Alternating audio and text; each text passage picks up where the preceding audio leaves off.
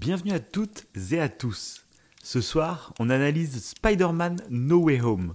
Le film est-il à la hauteur des attentes gigantesques qu'il a su créer, ou bien est-ce la douche froide? Vous le saurez en prenant place avec nous au coin du feu.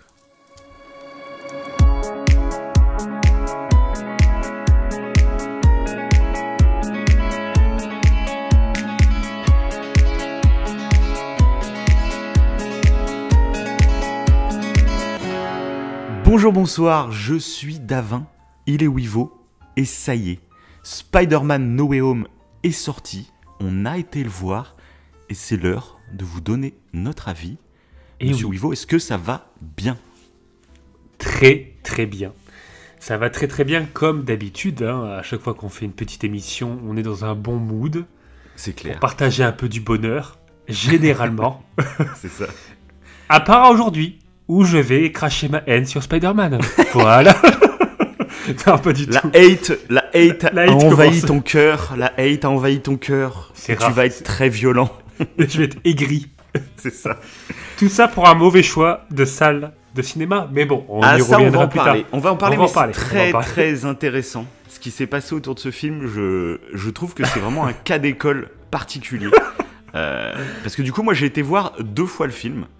Et première fois dans une salle totalement pleine et remplie de fans, et une deuxième fois dans une salle pleine aussi, mais avec un public beaucoup plus mixte, on va dire. C'était Ok. le week-end, donc il y avait des enfants, il y avait un peu de tout. Et du coup, les réactions étaient totalement différentes. Et Ah, je trouve que c'est particulièrement une œuvre qui... Enfin voilà, je vais en parler un peu plus tard, mais c'est une œuvre pour moi qui se mérite, et enfin qui se suit... avec des fans, c'est là que tu en... ouais, que savoure tu vis toute la vraiment sève, chose. j'ai envie de dire. Voilà, c'est ça. Non, mais c'est Donc voilà. c'est vrai. Donc, Ouais. on va vous donner notre avis. On va commencer par un petit avis sans spoil. Sans spoil. Très rapide, mais très rapide, parce que finalement, je crois qu'il n'y a aucun intérêt. Hein. Ce film sans spoil, c'est compliqué. Mais globalement, voilà. Qu'est-ce que tu en as pensé? Raconte-nous un peu ton histoire avec ce film, comment tu as été le découvrir, et vas-y, Ok, à toi. ok. C'est parti. J'ai un peu le trac, Donc du coup, alors moi j'ai voulu aller le voir une deuxième fois comme toi. Malheureusement au niveau des séances, ça tombait très mal. Hein. J'avais des trucs à faire, comme tu le sais. Et du coup, les séances tombaient mal parce que ça m'aurait obligé à retourner en salle ICE ou en salle ICE. Je ne sais jamais comment on dit, ICE ou ICE. Et du coup, ça a été une erreur. Et je vais vous dire pourquoi, évidemment. Mais en fait, en gros, moi, j'en suis ressorti mitigé. Comme si on vulgarise un peu le fait que le cerveau se divise en 2 raisonnements. Le raisonnement émotionnel et le raisonnement rationnel. Donc, qui est un peu émotionnel, qui est un peu instinctif, évidemment les émotions, qui est un peu le raisonnement immédiat, intuitif. Et après, rationnel, c'est quand tu prends un petit peu du recul, voilà, que tu y réfléchis et tout. Et j'ai envie de dire que, au niveau du raisonnement émotionnel, j'ai adoré. Parce que l'ambiance était ouf, mais elle aurait pu être encore plus ouf que ça.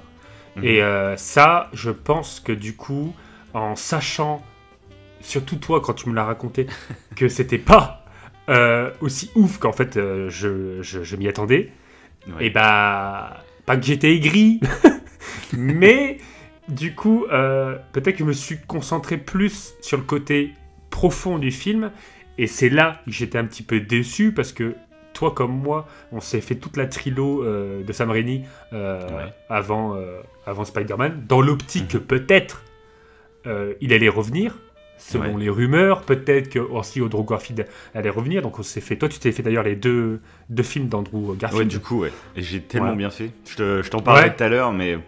Ok. Ben voilà. Ah, j'ai des changements, mais c'est très intéressant cette saga Spider-Man, parce que c'est la preuve concrète que suivant ce que tu veux aller voir, suivant tes attentes et tout, tu changes d'avis. Moi, il y a carrément un film qui est en train de remonter presque sur le podium de mes films préférés Spider-Man. Alors que il était dans les tout derniers il y a encore 2 semaines. Quoi. C'est totalement ok. Ok. Parce que du coup, je pense, j'ai bien fait d'aller les voir, de voir du coup la trilo de Sam Raimi, J'aurais dû voir, du coup, peut-être je pense aussi Andrew Garfield. Ouais. Mais du coup, je pense que ça a joué en bien et aussi en mal, parce que je me souvenais du coup très bien de certains méchants, et comme on peut le voir dans la bande-annonce, hein, là c'est pas vraiment un spoil, on peut voir qu'il y a certains méchants qu'on retrouve. Et du coup, j'ai trouvé que certains de ces méchants étaient différents de ce que j'attendais. Et... Ah bah je serais curieux de savoir lesquels pour le coup. Ah ouais. Ok, ouais. Et du coup, c'est... Et du coup, c'est là-dessus, en fait, il y a certains points, peut-être, que, vu qu'il y avait trop de méchants, mais ça, on en avait parlé déjà dans notre précédente émission, que vu qu'il y avait beaucoup de méchants, peut-être que certains trucs allaient être bâclés. Forcément. Bah, ouais, forcément. voilà. Ça, c'était sûr, hein, c'était obligé. Mais c'est comme on disait dans la précédente émission, c'est... T'as le concept, tu veux faire revenir plein d'anciens personnages. Ouais. Ça va faire kiffer tout le monde, mais forcément, t'as des limitations, forcément. T'es obligé d'acquiescer sur certaines facilités scénaristiques, etc. Parce que sinon, on ne peut pas, on le fait pas en fait le projet. C'est soit on le fait, soit on le fait pas en fait, en gros. Tout à fait. Donc, on a décidé de le faire, forcément, faut être un peu, ça c'est sûr. Et en le faisant, en fait, ce qu'il recherchait, c'était, je pense, de jouer sur le côté émotionnel. C'est pas du tout de jouer sur le côté. Et c'est là que le film est intéressant. Et c'est là que du coup, je me dis, j'aurais aimé vivre une salle telle que toi tu l'as vécu, parce qu'il faut le dire, hein, c'est le coup de gueule de Wivo. C'est que je l'ai fait en salle ICE, donc j'ai payé plus cher que la normale. En plus, pour aucun intérêt. Hein. Il n'y avait pas de 3D, alors que je pensais qu'il y avait de la 3D. Le son... Après, normalement, l'écran est un peu plus net quand même, je crois, en salle ICE. Normalement. Il me semble que c'est un peu plus net, mais bon, après, franchement... Pour la 3D, je pense que tu vois vraiment la différence, du coup. Vu que c'est plus net. Mais là, vu qu'il n'y avait pas de 3D, tant pis, c'est pas grave. J'ai quand même payé plus cher. J'ai payé plus cher, pourquoi ? Juste pour des sièges confortables. Ça me fait un peu chier, parce que le son, je ne l'ai pas trouvé terrible. Et il n'était pas fort, je sais pas pourquoi. Peut-être que je suis trop habitué à ma barre de son. Ouais, c'est... Et du coup, j'étais en train de me dire, putain, mais j'ai payé plus cher pour pas grand-chose. Et pire que ça, en fait, dans une salle normale, parce que je l'ai vu à sa sortie, comme toi, il y aurait eu plus de monde et il y aurait eu plus de réactions. Parce que c'est ce qui fait toute l'essence du film. C'était les réactions. C'est ça. Genre, on en reparlera peut-être plus en spoil. Même tout de suite, moi je peux en parler. Moi, du coup, j'ai été dans la plus grosse salle de mon cinéma. Je sais pas combien elle contient, mais on était au moins 200, je dirais. C'est pas plus, je sais pas exactement, mais ça faisait vraiment, voilà. Et en plus, ce qui est intéressant en y allant le jour de la sortie, en fait, c'est que t'es avec des gens qui attendent aussi le film. Je l'ai vu, j'y suis retourné du coup le vendredi soir, donc début de vacances de Noël, etc. Vendredi soir, c'était très familial le public. Il y avait des darons avec leurs gamins, mais beaucoup. Tu vois, il y avait beaucoup de ça. Alors que mercredi soir, c'était plus entre 20 et 30 ans, je dirais, la moyenne d'âge. Et tu voyais que c'était des gens qui attendaient le truc, parce que j'ai vécu une séance de cinéma qui restera gravée dans toute ma vie. C'est peut-être la meilleure séance de cinéma de ma vie. Et c'est ça qui est fort, putain. Et vraiment, et c'est un film, du coup, donc on rentrera en détail bien sûr plus tard, mais c'est un film, je me suis rendu compte d'un truc, c'est que il est écrit comme pour être vu en spectacle quasiment. J'avais eu le même effet avec des chanteurs ou des rappeurs qui avaient certains sons où je me disais à l'écoute, toi comme ça, je me dis c'est pas fou. Et puis j'ai découvert la chanson en concert et j'ai pété un câble. Mon cerveau j'ai fait mais oui, en fait il y a des chansons qui sont écrites pour être en concert en fait. C'est le cas sur plein de morceaux. Et que quand tu l'écoutes tout seul comme ça, tu fais c'est creux, c'est vide, ça raconte rien. Oui, mais en fait, c'est pas le but du morceau. Le but du morceau, c'est de te faire danser, c'est de foutre l'ambiance en concert. C'est ça le but, en fait. Donc, tu vas pas lui reprocher, tu vois, c'est dommage que tu ne traites pas du problème économique de... non, en fait, c'est pas le but du morceau. Et par contre, en concert, avec la foule, avec le public qui reprend certaines gimmicks du morceau, c'est ouf, c'est génial. Et là, ce film... C'est la première fois vraiment, parce que j'en avais parlé dans l'émission juste avant, j'en ai parlé, que j'attendais un moment de cinéma.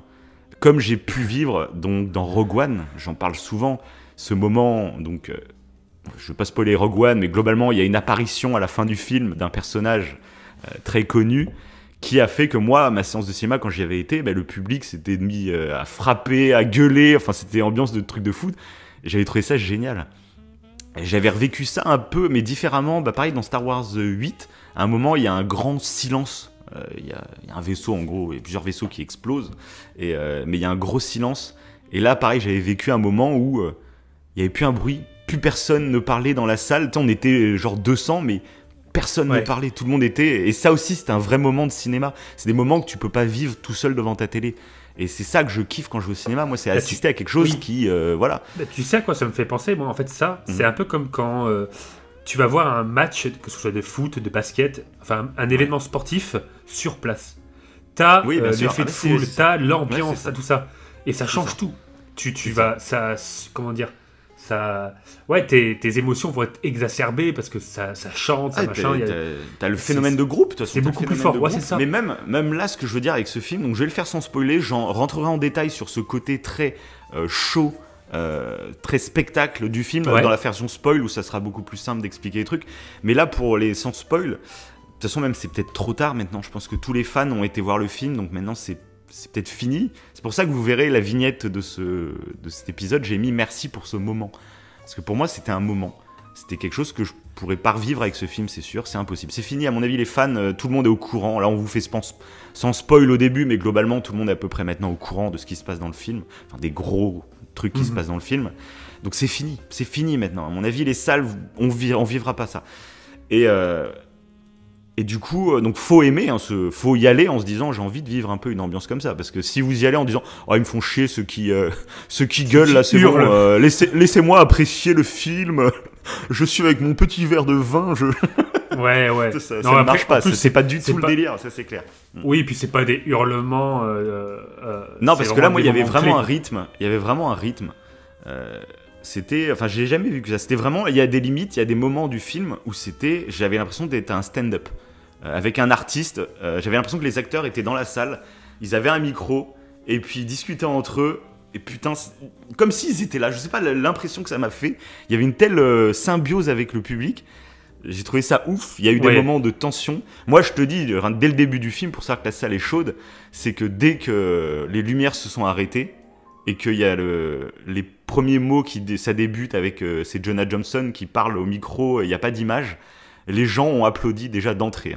Ah ouais. Là, bon, là on est bien, c'est genre allez ça y est le film démarre, on applaudit etc. Et il y a eu des réactions à tout ce que tu peux imaginer, à tous les personnages, il y a eu des réactions. Et il y a eu d'autres moments où je rentrerai en partie spoil de folie totale, j'ai jamais vu ça. Enfin bref, pour moi voilà, c'était une séance inoubliable, c'est sûr que je ne l'oublierai pas. C'est beau ça. Et du coup, forcément, quand je suis sorti du cinéma, j'étais totalement euphorique. Mais vraiment, je suis sorti avec un smile, j'ai eu du mal à m'endormir, c'est pour dire. J'étais tellement, tu sais, comme émerveillé, tu vois, j'avais le sourire aux lèvres, et tu peux pas aller te coucher direct, tu vois. Alors pourtant, il était presque 1h du mat, tu vois. Mais je pouvais pas dormir tout de suite, quoi. Voilà, bref. Ah, c'est beau. Donc moi, j'ai passé un super moment. Après, voilà, ça veut pas dire la qualité globale du film, c'est autre chose, tu vois. Mais comme j'en parlais dans l'émission d'avant, où j'expliquais un peu pourquoi le Marvel Cinematic Universe avait du succès, c'est qu'en fait, moi je le dis depuis le départ, j'ai vu que Martin Scorsese l'avait dit, que les films Marvel, ce n'est pas du cinéma. Et en fait, je suis d'accord avec lui. Pour moi, c'est pas du cinéma, c'est pas des films de cinéma, c'est des séries au cinéma. Comme j'en ai parlé dans le truc, c'est des épisodes d'une série au cinéma. Et on peut le reprocher, mais c'est un tout. Enfin, ça fait partie d'un tout à chaque fois. Et ce film-là, clairement, moi j'ai passé un des meilleurs moments de ma vie, mais pour quelqu'un qui est totalement étranger à l'univers Marvel ou au Spider-Man, je dis, enfin, va pas le voir. Tu peux y aller, ça sera un bon moment, ça sera cool, mais tu vivras pas ce que j'ai vécu, c'est pas possible. Mais c'est comme Endgame. Endgame, moi, quand j'ai été le voir, j'étais pas encore trop dans le Marvel Cinematic Universe. J'avais bien aimé, mais voilà, j'avais respecté. J'avais dit, bon, les fans, eux, ils ont dû vraiment kiffer, quoi. Moi, bon, j'ai trouvé ça sympa, mais voilà. Et là, j'ai vécu, je pense que beaucoup ont vécu pendant Endgame, tu vois. Ouais, moi, ça me faisait penser un peu aux gens qui se rassemblaient pour aller voir Game of Thrones dans les bars. Ouais, où tu avais cette ambiance à chaque épisode. C'est ça. Pareil, c'est une série, la série Marvel en gros. Où, pour moi, c'est une série que tu vas voir au cinéma. De toute façon, c'est pas des films de cinéma. Donc, faut pas. Mais à partir du moment où tu arrives à le comprendre, en fait, tu places moins d'attentes, je pense. Parce que moi, le film, clairement, a dépassé mes attentes. Tu sais, j'avais peur, je te l'avais dit, j'avais peur de... Ouais. Comme il y a une hype, j'avais peur d'en attendre un peu trop. Mais finalement, en fait, le film a dépassé mes attentes. Tous les points faibles du film, en fait, oui, c'est les films Marvel, quoi. Comme tous les films, il y a ce genre un peu de facilité, trucs comme ça.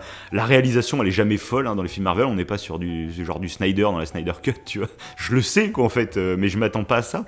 Et donc, et au contraire, le film m'a agréablement surpris sur des points auxquels je m'y attendais pas, que ça soit aussi profond et creusé, en fait. Et du coup, il a coché pour moi toutes les cases. Enfin, moi, vraiment, voilà, c'est mon film Marvel Cinematic Universe préféré, maintenant, de loin. Hein. Bon, après, je suis pas un grand fan de tout le Marvel Cinematic Universe non plus, tu vois. Mais c'est mon film préféré. Et dans les Spider-Man... Il passe devant Endgame. Ah bah largement, Endgame, c'était pas mon préféré, c'était Infinity War, mon préféré. Oui, c'est vrai. Infinity War. Mais oui, là, ce Spider-Man passe largement au-dessus de Infinity War. Infinity War, c'était mon Marvel préféré avant, mais il était loin en dessous de pas mal d'autres films, tu vois, de super-héros même, tu vois. D'accord, ok. C'était celui que je préférais, mais voilà. Là, celui-là, ça devient un vrai film que j'ai beaucoup aimé, quoi. Voilà. Ah, c'est intéressant parce que c'est le moment aussi qui joue, en fait, sur notre jugement, plus que l'œuvre en elle-même. Mais du coup, on va rentrer en partie spoil pour pouvoir parler plus en détail de certaines choses. Ça me démange. Ouais. C'est clair. Et donc voilà, ceux qui... on a fait quand même assez longtemps, quand même. On a fait 16 minutes non-spoil, c'est déjà pas mal. Ouais, ça va. Le mec, ça fait pour résumer, si vous avez toujours pas été voir le film, c'est fini pour vivre l'ambiance. Je pense que j'ai vécu, je pense que c'est fini. Au revoir. Donc allez-y. Après, si vous y avez pas encore été, c'est que vous n'êtes pas des grands fans de Spider-Man, etc. Donc je pense que vous ne vivrez pas un moment aussi fou que certains vont le dire un peu partout. Mais après, ça reste allez un bon voir. moment, quoi. Faites comme nous, je pense. Hein. Si vous voulez vraiment aller le voir au cinéma, regardez la trilo de Sam Raimi. Regardez peut-être si vous avez le temps, évidemment. C'est toujours un plus, ça, c'est tel qu'une série, en fait. Comme si c'était les épisodes précédents. Au moins, se refaire tous les Spider-Man, au moins déjà, c'est... Ah bah moi, ça clairement, ça m'a apporté clairement quelque chose de faire ça. Ah bah oui, moi ça aussi, a joué dans cet entrain. Énormément. Ok. Donc on passe en partie spoil. Eh là, oui. C'est obligatoire. Donc vous pouvez quitter la vidéo. Alors si vous avez apprécié cette petite partie non spoil, n'hésitez pas à mettre des pouces bleus, des 5 étoiles, etc. Ou un petit commentaire. Et puis revenez nous écouter une fois que vous aurez vu le film. Et on passe en partie spoil. C'est parti. Donc, oui. Andrew Garfield et Tobey Maguire sont de retour. Et c'est ça qui a tout fait, hein. C'est ça qui a tout fait. Oui, mais de toute façon, voilà, c'était fou. Et pourtant, tu te rappelles, on avait parlé que, bon, on savait quasiment à 100% qu'ils allaient être dans le film. Mais on savait pas comment. Il y a toujours ce petit doute. Moi, combien de temps C'est ça. Aussi. Et moi, je félicite Sony et Marvel de ne pas avoir craqué, de ne pas les avoir montrés en trailer. Parce que globalement, moi, la réaction qu'il y a eu dans la salle, même si on était tous quasiment sûrs qu'ils étaient là, on n'était pas sûr à 100%, tu vois. Et ce micro, ce 0,1% de micro-doute qui nous restait, c'est ce qui a créé ce moment au cinéma totalement fou. Et d'ailleurs, tu avais raison quand tu avais dit que dans la bande-annonce, ils ont effacé... Ouais, mais ça se sentait. Et c'était bien ça. Parce que la scène, tu la revois, mais avec les 3 Spider-Man. C'est ça, exactement. Quand il y a le saut, on voyait les Spider-Man tout seuls contre 3 méchants, tu te dis, bon, globalement, ça pue. Tu sens qu'il y a moyen d'en mettre 2 autres. Mais c'est donc, bien. Voilà. Ils ont bien fait de faire ça, franchement. Mais ils ont menti sur pas mal de trucs, même sur le comportement du coup de Doctor Strange, qui dans la bande-annonce par exemple fait un clin d'œil en disant t'inquiète, je vais faire dans le dos de Wong, alors que pas du tout dans le film. Ils ont carrément tourné des scènes exprès pour les trailers, et c'est pour ça que... De toute façon, c'est ce que j'avais parlé, ce que j'aime bien du coup maintenant dans les Marvel, quand tu suis ça comme une série, c'est qu'ils jouent avec toi. Et du coup, c'est ce que je disais, c'est que j'aime bien, moi, une œuvre, c'est pas que au cinéma, j'aime bien la vivre en dehors du cinéma, en discuter, en théoriser, etc. Enfin, que j'ai envie que ça vive. Et ce Spider-Man No Way Home, c'est la quintessence totale de... Totalement. de ce qu'on... Voilà. Et, et donc du coup, voilà, ils nous ont menti sur plusieurs trucs sur la bande-annonce, et ça, moi, j'aime bien quand ils font ça, parce que tu pars dans des trucs, et voilà. Et on parlait du coup de l'arrivée, on va commencer par l'arrivée d'Andrew et de Toby. Tu te rappelles, moi je t'avais dit, j'aimerais bien genre une scène un peu épique, ils arrivent en plein combat, parce que moi ce que je pensais honnêtement, c'est qu'ils allaient pas être là très longtemps. J'étais quasiment sûr qu'ils seraient là pour le combat final, là, sur les échafaudages là. Mais je pensais qu'en fait genre ils allaient arriver à ce moment-là, sur les échafaudages, avec leur masque, et qu'en gros ils aient tourné qu'une seule scène, genre après le combat, genre là on enlève nos masques, et on discute avec Peter parce qu'il se sera passé des trucs, genre faut le réconforter ou je savais pas quoi, tu vois. Et je pensais vraiment que ça allait être ça. Mais on avait quand même le doute, on se disait peut-être, ça se trouve, ça va être juste une scène post-crédit, hein, les gars. Et là, du coup, mais j'imaginais vraiment qu'ils arrivaient avec un truc épique, etc. Et finalement, ils arrivent. Avec tout humour doucement. presque. C'est ça. Et c'est vraiment pas ce que j'aurais souhaité avant le film. Mais là, je te dis, avec la salle que j'étais, il y a eu un rythme sur cette scène, c'était monstrueux. C'est que déjà personne, quand il a ouvert le premier portail, et donc Ned, personne n'a capté. Personne a, tu sais, il a ouvert le portail, on s'est pas dit, attends, ça y est, ils ouvrent le portail, il va y avoir un nouveau. Non, il a ouvert le portail et personne n'a calculé. Et on a vu le Spider-Man au loin, et là, j'ai commencé à entendre plein de murmures dans la salle. Donc là, tout le monde fait attends. Moi, dès le portail, il y a eu. Parce qu'il y avait quand même un groupe, une minorité qui a créé l'ambiance, et ça c'est génial. Et ils ont commencé quand le meilleur ami de Tom Holland a fait son petit cercle. Il y a eu un petit. Okay. Oh. D'accord. Qu'est-ce qui moi, se passe ça a vraiment commencé quand on a vu le Spider-Man, c'est au loin là. Mais ça a gueulé après. Ils ont gueulé direct. Direct. Ah ouais, alors que. Ils ont gueulé direct. Donc, au début, mais c'est marrant, tu vois, les réactions, c'est ça qui est trop fort. Et donc moi, voilà, ça a commencé à murmurer, t'avais des bruits un peu partout dans la salle. Puis d'un coup, il s'est rapproché et il est sorti du truc. Et là, ça a commencé à faire oh, et puis ça a commencé à applaudir parce qu'on reconnaissait que la tenue n'était pas celle de Tom Holland. Et d'un coup, il enlève le masque. Et alors là, j'ai jamais vu ça. C'était mieux que pour Rogue One. Hein. Ça a gueulé, les gens étaient debout, en train de gueuler. Enfin, c'était excellent. Et du coup, en fait, ça te place. Tu sais, c'est un peu ce qu'on parlait avec les screamers dans les films d'horreur. J'aime bien qu'un screamer ne soit pas gratuit et en fait lance une scène de frayeur totale. Tu te sers du screamer pour paralyser le spectateur et t'enchaînes pour que le garder dans cette frayeur. Et bah là, c'était exactement pareil. Il est apparu, tout le monde a applaudi comme des dingues et tout, et il a commencé à avoir vraiment comme un stand-up où ça a commencé à faire des petites blagues. Et là, mais tout le monde réagissait, mais au quart de tour. Chaque blague faisait carton plein. C'était ouf que tu fais, putain. Alors que moi, je sais que des fois, genre, j'aurais été tout seul devant ma télé, il y aurait peut-être des blagues. J'aurais fait, ouais, bon, allez, truc comme ça, tu vois. Mais là, dans l'ambiance avec le public, tous ceux qui ont été voir, par exemple, un humoriste sur scène, savent le fou rire que tu rigoles. Mais tu rigoles beaucoup plus que quand tu regardes un comique à la télé, hein, mais clairement. De toute façon, on le voyait même, de toute façon, il y a plein de sitcoms, tu sais, qui disaient des faux rires et tout, parce que déjà, tu sais, ça t'engraine, rien que d'entendre des gens rire en sitcom, ça fonctionne à te faire rire. Mais alors quand t'es dans une salle de spectacle, le fou rire est communicatif, mais à fond. C'est vraiment, voilà, c'est vraiment un truc fait pour être vécu en public, quoi. Et là, ça a marché totalement. Et alors, à partir du moment où MJ a fait attends, tu penses que t'arriveras à en ouvrir un deuxième? Et on va ouvrir jusqu'à ce qu'il y ait le bon qui vienne. Et là, la salle, tout le monde s'est tu. Et tout le monde a commencé à taper sur le sol avec les pieds. Là, tout le monde savait que, voilà, tout le monde savait que ça allait aller. Et ça a fait, comme vraiment un concert où tu sais, t'attends un truc. Ça a fait roulement de tambour, tout le monde avec les pieds. Et puis là, ouverture du truc. Tu vois Tobey Maguire, mais tu vois pas sa tête. Tu vois que son corps. Tu fais putain, les cons. Ce rythme. Et j'ai l'impression, en fait, dans mes souvenirs, que c'était au ralenti. J'arrive à découper chaque moment, tu vois. Tout doucement, j'arrive à. Et après, la tête de Tobey Maguire apparaît. En plus, il a vieilli. Donc là, ça m'a fait un truc. Parce que moi, mon Spider-Man, c'est Tobey Maguire. Et là, de le voir, il a vieilli. Ça fait bizarre. Hein. Et du coup, ça m'a limite ému, en fait. Ça faisait longtemps, en plus, que j'ai pas vu l'acteur en vrai, en plus. Tu vois, ça fait longtemps qu'il fait plus trop de films, en plus. Donc, les dernières fois que je l'ai vu, ça devait être dans Gatsby, etc. Mais il a quasiment la même tête que dans les Spider-Man d'avant. Et là, il a vraiment pris un petit coup de vieux, tu vois, alors qu'il est pas encore très vieux, hein, tu vois, il a un peu plus de 40 ans, je crois. Donc il fait pas vieux non plus, tu vois, mais on voit qu'il a pris la bouteille, ça fait 20 ans, hein, ça fait 20 ans, donc forcément. Et du coup, là, c'était la folie totale, mais différente que Andrew Garfield, il y avait de l'émotion.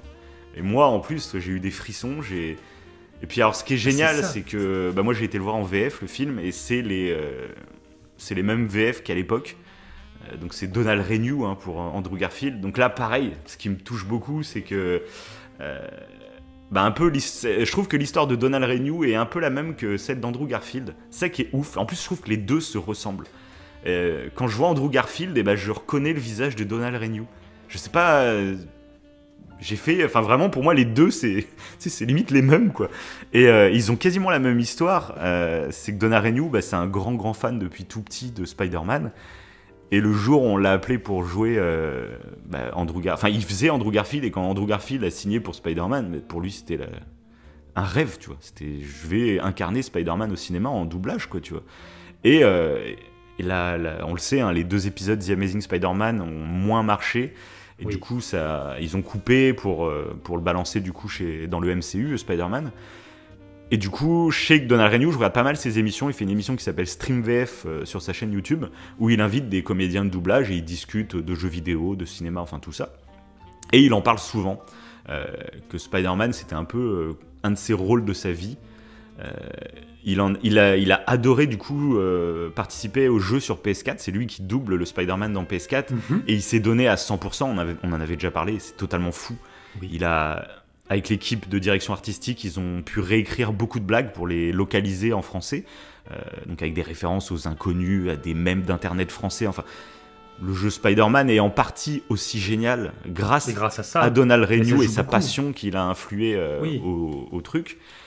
Et je sais que ça faisait 1 an qu'il y avait des rumeurs sur No Way Home, et sur Twitter, je voyais qu'il y avait des gens qui disaient « Ah, Donald, est-ce que tu vas faire le Andrew Garfield dans No Way Home ?» Puis lui, il disait « Mais vraiment, les gars, j'en sais pas plus que vous. Vraiment, honnêtement, je ne sais pas, quoi. » Et a priori, j'ai été voir sur Twitter, là, et ça fait même pas 1 mois, hein, qu'il est au courant. Et il a dit, en fait, quand ils m'ont passé le coup de fil, donc j'ai appris que Andrew Garfield serait dans le film, il fait, j'ai chialé, quoi. Il fait, moi, ça me frustrait depuis des années de me dire que mon Spider-Man, il avait pas de fin. Et il dit, j'ai même pas envie qu'il y ait d'autres films, forcément, avec lui, mais j'avais envie qu'on clôture son histoire. Et il dit, là, ça serait l'occasion tellement parfaite.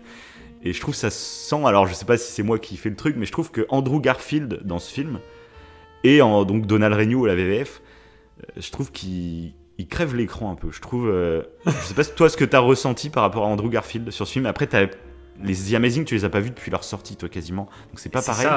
C'est ça. Et du coup, j'ai beaucoup apprécié le personnage. En fait, je me rappelais pas d'Amazing Spider-Man réellement. Si, en fait, si, je me rappelais pas. On en avait quand même discuté, donc... oui, je m'en rappelais, mais de façon négative. Pour moi, ça représentait pas le Spider-Man tel qu'est Tobey Maguire, un peu loser, et grâce à son costume, il devient plus sûr de lui, en gros. Alors que lui avait déjà cet excès de confiance direct. Un peu arrogant, moi c'est vrai que... Ouais, et je l'ai pas du tout ressenti comme ça dans ce film. Ouais. C'est totalement différent. Il est, mais déjà, tu sais, je t'en avais parlé que avant donc d'aller voir le film au cinéma, j'ai failli pas regarder les The Amazing. Je les ai vraiment regardés le week-end juste avant d'aller au cinéma. Vraiment, au dernier moment, je me suis dit, bon, vas-y, fais-les toi quand même. Voilà. Et du coup, The Amazing Spider-Man 1, c'est là que je t'avais dit, en fait, j'aime pas le Peter Parker de Andrew Garfield dans The Amazing Spider-Man 1. Parce que c'est avant qu'il se fasse mordre, c'est au moment où il drague donc Gwen Stacy, qui est jouée par Emma Stone. Et je le trouve très, très arrogant, très lourd dans sa drague. Vraiment, voilà. Et du coup, c'est vrai que j'aimais pas trop ce Peter Parker. Après, quand il est en Spider-Man, ça allait, mais j'aimais pas trop sa tenue aussi dans The Amazing Spider-Man 1. Donc du coup, le tout... Voilà, c'était bizarre, mais par contre, j'aimais bien la réal, du coup. Mark Webb qui fait la réal. On voit qu'il y a eu les Dark Knight et tout de Nolan qui sont passés. Là, ils ont voulu donner un ton un peu plus dark aux The Amazing. Et du coup...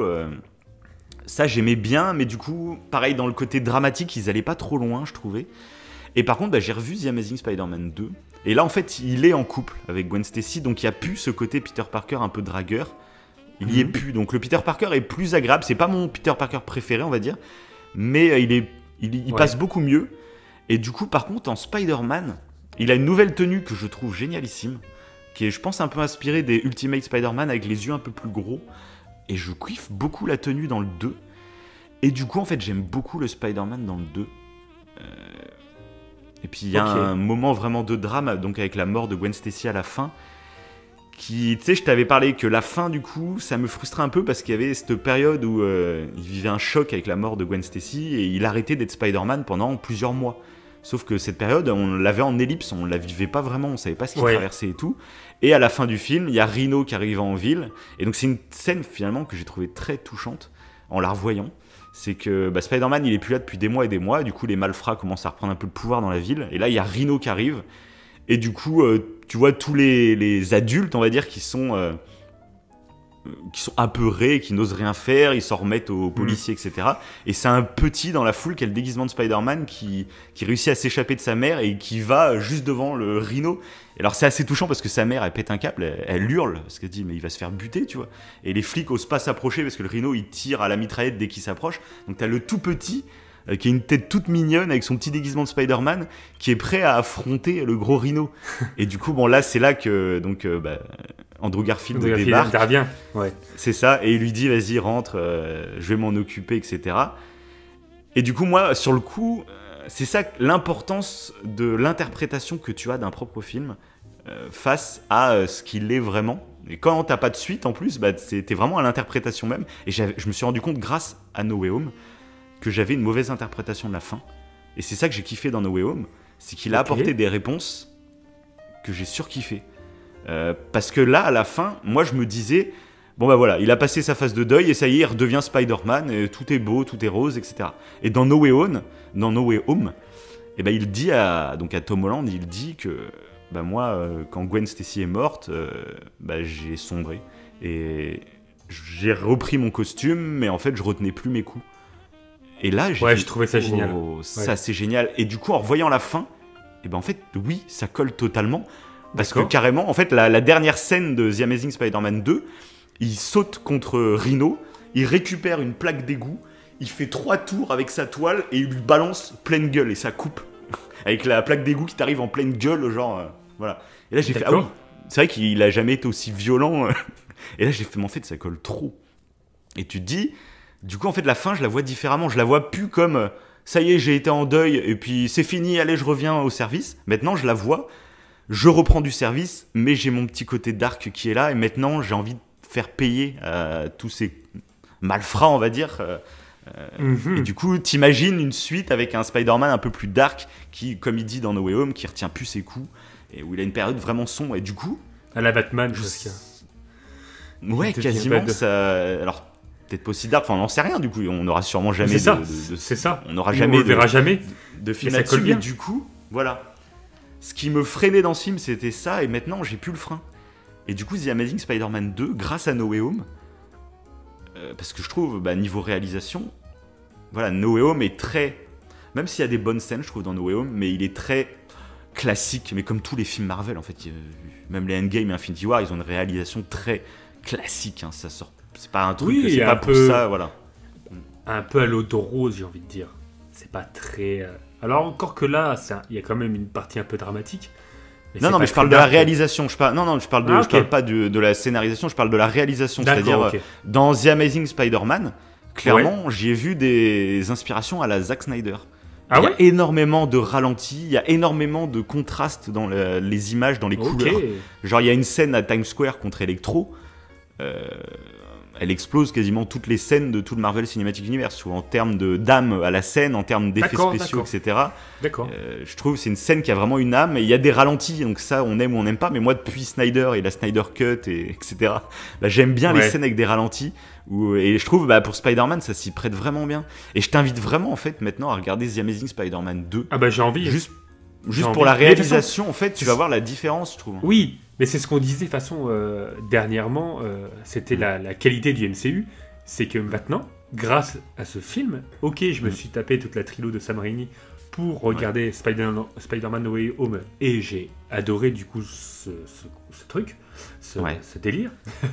Mais du coup, ça me donne envie, évidemment, de me refaire les deux films d'Andrew Garfield. J'ai envie de les revoir, forcément. Et là, encore plus, maintenant que tu dis tout ça. En plus, parce que tu m'avais dit que c'était plus dark, genre que la trilogie de Sam Raimi. C'était pas forcément plus dramatique.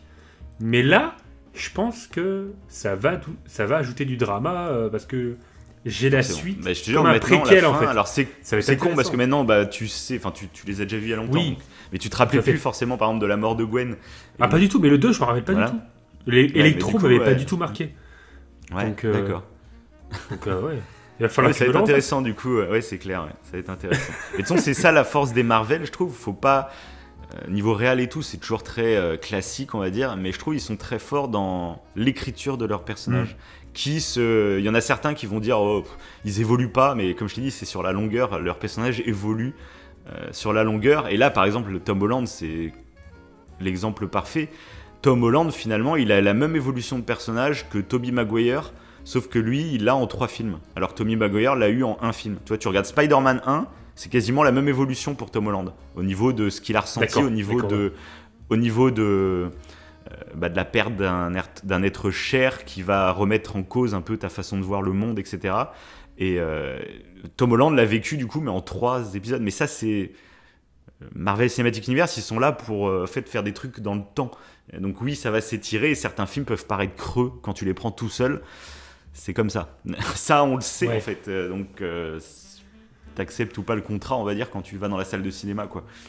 Et donc voilà, on a bien parlé d'Andrew. Ah bah si, on peut conclure juste pour Andrew Garfield, pour le moment, c'est de dire qu'ils ont fait la fameuse scène. Ça, beaucoup de gens, et on en avait parlé. Ouais, c'est ça. Beaucoup de gens en avaient parlé, et puis nous aussi, dans notre émission, on en avait parlé. Quand on voit MJ, donc la MJ de Tom Holland, qui tombe, c'est vraiment la même scène que Gwen, au ralenti, avec la caméra sur le dessus, puis tu la vois en train de regarder la caméra en train de tomber, quoi. Tout le monde s'est dit, putain, mais imagine, là, c'est Andrew Garfield qui la récupère. Ah, ça a gueulé. Ça a gueulé. Ah ouais, moi aussi. Et moi, pareil, il y a eu l'effet un peu qui se coule. Il y a eu le... quand il a sauté, déjà tout le monde, je voyais que dans la salle, il y en a qui avaient pensé aussi. Parce que dès qu'il a sauté, là, tout le monde a fait « Attends, regarde. Il y a des bruits comme ça quand Tom Holland a commencé à sauter. Il s'est chopé par le bouffon vert. Et là, tout le monde a fait « Oh !» Et ça a commencé à gueuler dès qu'on a vu Andrew Garfield commencer à courir. Ça a gueulé comme des tarés quand il a sauté. Et quand il a atterri et qu'il a commencé à chialer avec MJ dans les bras, et là, la salle, tout le monde s'est tu. J'ai fait putain. Limite, en fait, j'ai trouvé qu'il l'avait coupé un peu trop vite. Limite, j'aurais voulu apprécier ce silence dans la salle. Tu vois, là, niveau rythme, c'est peut-être le seul moment du film que je trouve. Niveau rythme, putain, allez-y, appuyez un tout petit peu plus. Parce que j'ai tellement kiffé. Là, En fait, ça, c'est un souhait que j'ai eu avec le dernier trailer, quoi. Mais j'y avais pas du tout pensé avant. Mais quand, du coup, comme j'y ai pensé que c'était récent, je me dis non, ils le feront pas. C'est trop. C'est vraiment une demande de fans, ça, tu vois. Si, ils l'ont. Après, dans ce film, ils ont vraiment. T'as l'impression qu'ils ont coché beaucoup de trucs que les fans voulaient parce que c'était le but du film, quoi. C'était on coche. On vous fait kiffer, c'est le feu artifice, quoi. Ah, c'est ça, pour que les gens hurlent dans la salle. C'est pour que tu sois en euphorie totale. Ouais, c'est ça. Et du coup, ça a marché. Et du coup, tu vois, tout ce qu'on dit, j'avais aussi envie de revenir vite fait par rapport à Star Wars 8. Oui. Parce que je trouve, tu vois, c'est vraiment ces 2 films, Star Wars 8 et ce Spider-Man, c'est la thèse et l'antithèse de 2 œuvres que j'ai adorées. Mais pas du tout pour les mêmes raisons. Et je pense que beaucoup de gens, en fait, pour Star Wars 8, beaucoup de gens ne voulaient pas qu'on approfondisse la saga, ne voulaient pas qu'on te raconte de nouvelles histoires. Les gens voulaient un feu d'artifice, comme on a là avec Spider-Man No Way Home. Et peut-être que après, il y aurait des gens qui auraient dit ouais, c'est nul et tout, mais sur le coup, on aurait vécu, tu vois, un moment où pareil, ça aurait gueulé dans la salle et tout. Et là, il y a beaucoup de gens qui détestent l'épisode 8, juste parce que Luke, c'est plus le Luke héroïque, c'est un Luke un peu aigri, etc. Même s'il redevient sur la fin du film. Mais voilà. Et c'est toute la différence entre les 2 films. C'est ce Spider-Man, finalement, je pense qu'il va peut-être moins bien vieillir une fois que la nostalgie, tout ça, la magie va s'estomper et que ça sera juste un film que tu regarderas, tu sais, dans une série. donc t'auras plus cet impact émotionnel, et ben c'est peut-être un film qui va bien moins vieillir. Que Star Wars 8, en fait, a pris des risques. Luke a changé de personnalité, donc ça peut amener plein d'histoires autour pour expliquer comment il a changé de personnalité, comment son personnage a évolué, parce qu'il y a presque 30 ans hein, de laps de temps entre la dernière fois qu'on l'avait vu et la fois où on le revoit. Et en plus, Star Wars 8, c'est un film qui essaye d'approfondir et qui ouvre l'univers vers d'autres possibilités, en fait. Et voilà, ça c'est la grande question. Moi, je pense que Star Wars 8, c'est un film qui va beaucoup mieux vieillir, parce qu'en plus, niveau réalisation, Star Wars 8, là, pour le coup, c'est le mieux de toute la postologie, je pense, niveau réal, niveau âme qu'il y a au film. Et pareil, niveau scénario, on va pas revenir là-dessus à fond, mais je trouvais qu'il tentait des choses. Ouais, tout à fait. Après, il versait pas de ses... Je suis pas certain que si entre guillemets, ils avaient fait un épisode plus fan-service, parce que c'est un peu le cas, là, tel que Spider-Man No Way Home, est-ce que les gens n'auraient pas critiqué, en fait, cet état de fait? Et je me suis demandé. Après, voilà, c'est pas le même public aussi pour les Marvel et pour les Star Wars. La comparaison est intéressante parce que les gens auraient pu critiquer la No Way Home en disant que c'est un film fan service, voilà, il y a rien d'autre, c'est juste pour plaire aux fans tout, alors que c'est pas le cas. Il n'y a pas cette hate qu'on pourrait croire, qui pourrait être là, même si elle est pas, même si selon moi elle est inutile, mais elle n'est pas là. Elle n'est pas là alors qu'elle a déjà été pour Star Wars, pour certains. Oui, bien sûr. Et en partie parce que là, ce qui fait plaisir dans ce film, c'est que tu retrouves tes héros comme tu les avais quittés. Tu vois que Tobey Maguire, tu vois qu'il a pris 20 ans, mais c'est le même personnage. Il n'a pas évolué. En fait, mentalement, il n'a pas évolué. C'est exactement le même. Et ça fait plaisir. Et je suis d'accord, ça fait plaisir. Mais narrativement, est-ce que c'est le plus intéressant possible ? C'est pas forcément sûr. Là, ça fait juste plaisir, mais du coup, il n'y a pas d'évolution de personnage. Ce qui est fort dans ce film, c'est qu'ils arrivent quand même à conclure certaines petites histoires. Dont Andrew Garfield. Et oui, c'est l'exemple parfait. Il a changé, mais le changement qu'il a eu, on ne le voit pas.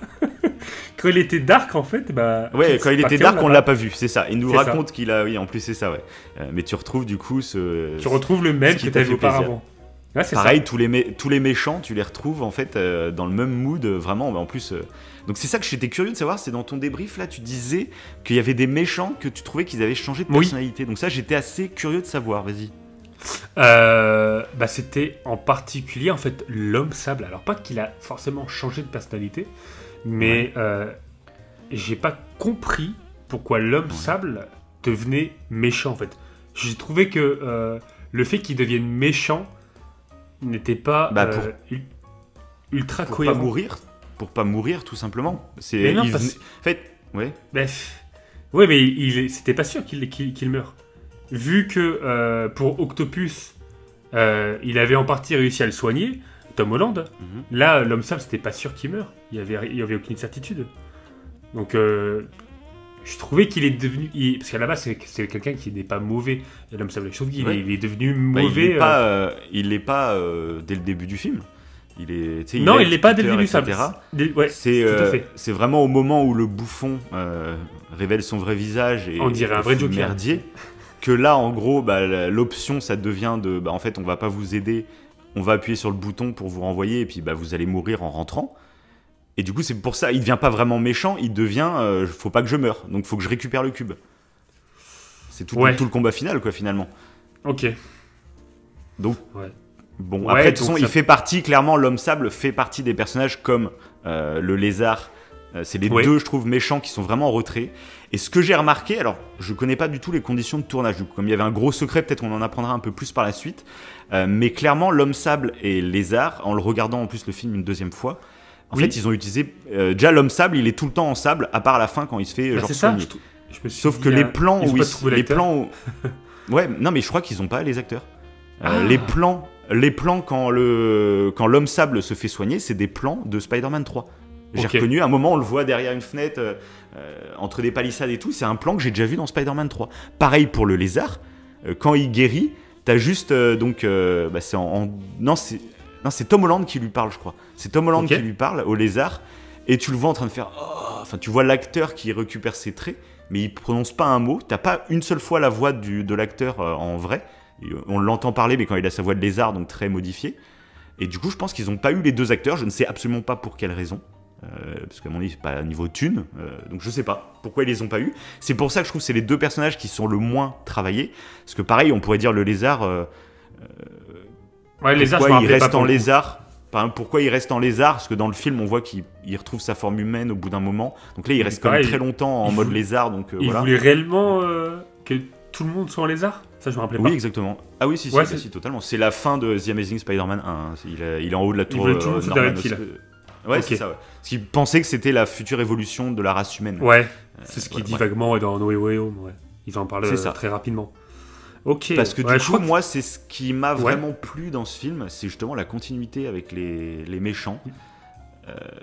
Du coup, comme il y a vraiment l'homme sable et les lézards qui sont quand même en retrait, mais j'ai trouvé assez malin toutes les phases quand ils ont discuté de est-ce que t'es mort, comment ça s'est passé. J'ai trouvé ça très cool de voir que parce que sur le coup, ça me revient, c'est que même c'est au début, je crois que j'ai eu un peu de mal, c'est marrant parce que c'est au début que j'ai un petit peu de mal, dans le sens où Octopus était, quand tu le quittes dans la trio de Sam Raimi, il est plus du tout comme ça. Quand il meurt, enfin quand il tombe dans l'eau, il devient gentil. Et là, tu le vois très mauvais.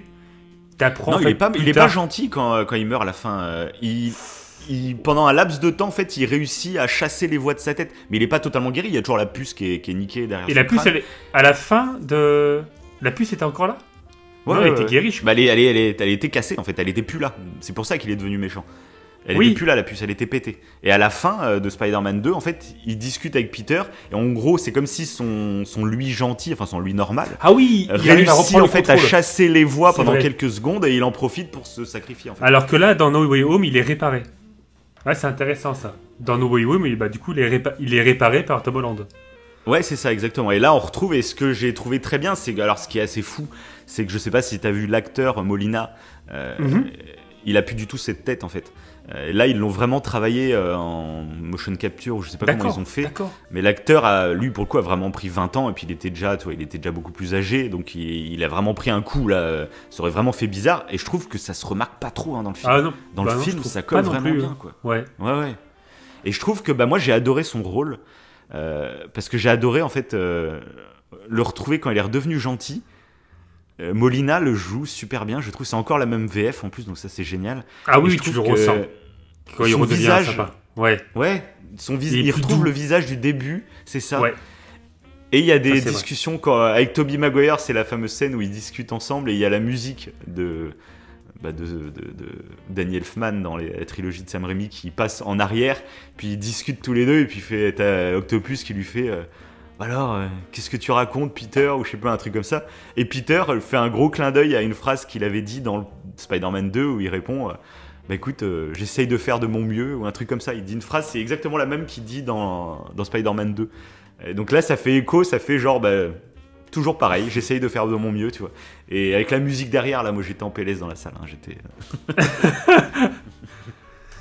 Parce que même le bouffon vert, ça collait bien en fait son côté un peu machiavélique comme il était auparavant. Il me faisait presque penser d'ailleurs à son fils qu'on voit dans Spider-Man 3 qui établit tout un plan machiavélique pour faire souffrir Tobey Maguire. Il est vraiment encore plus perfide que son père.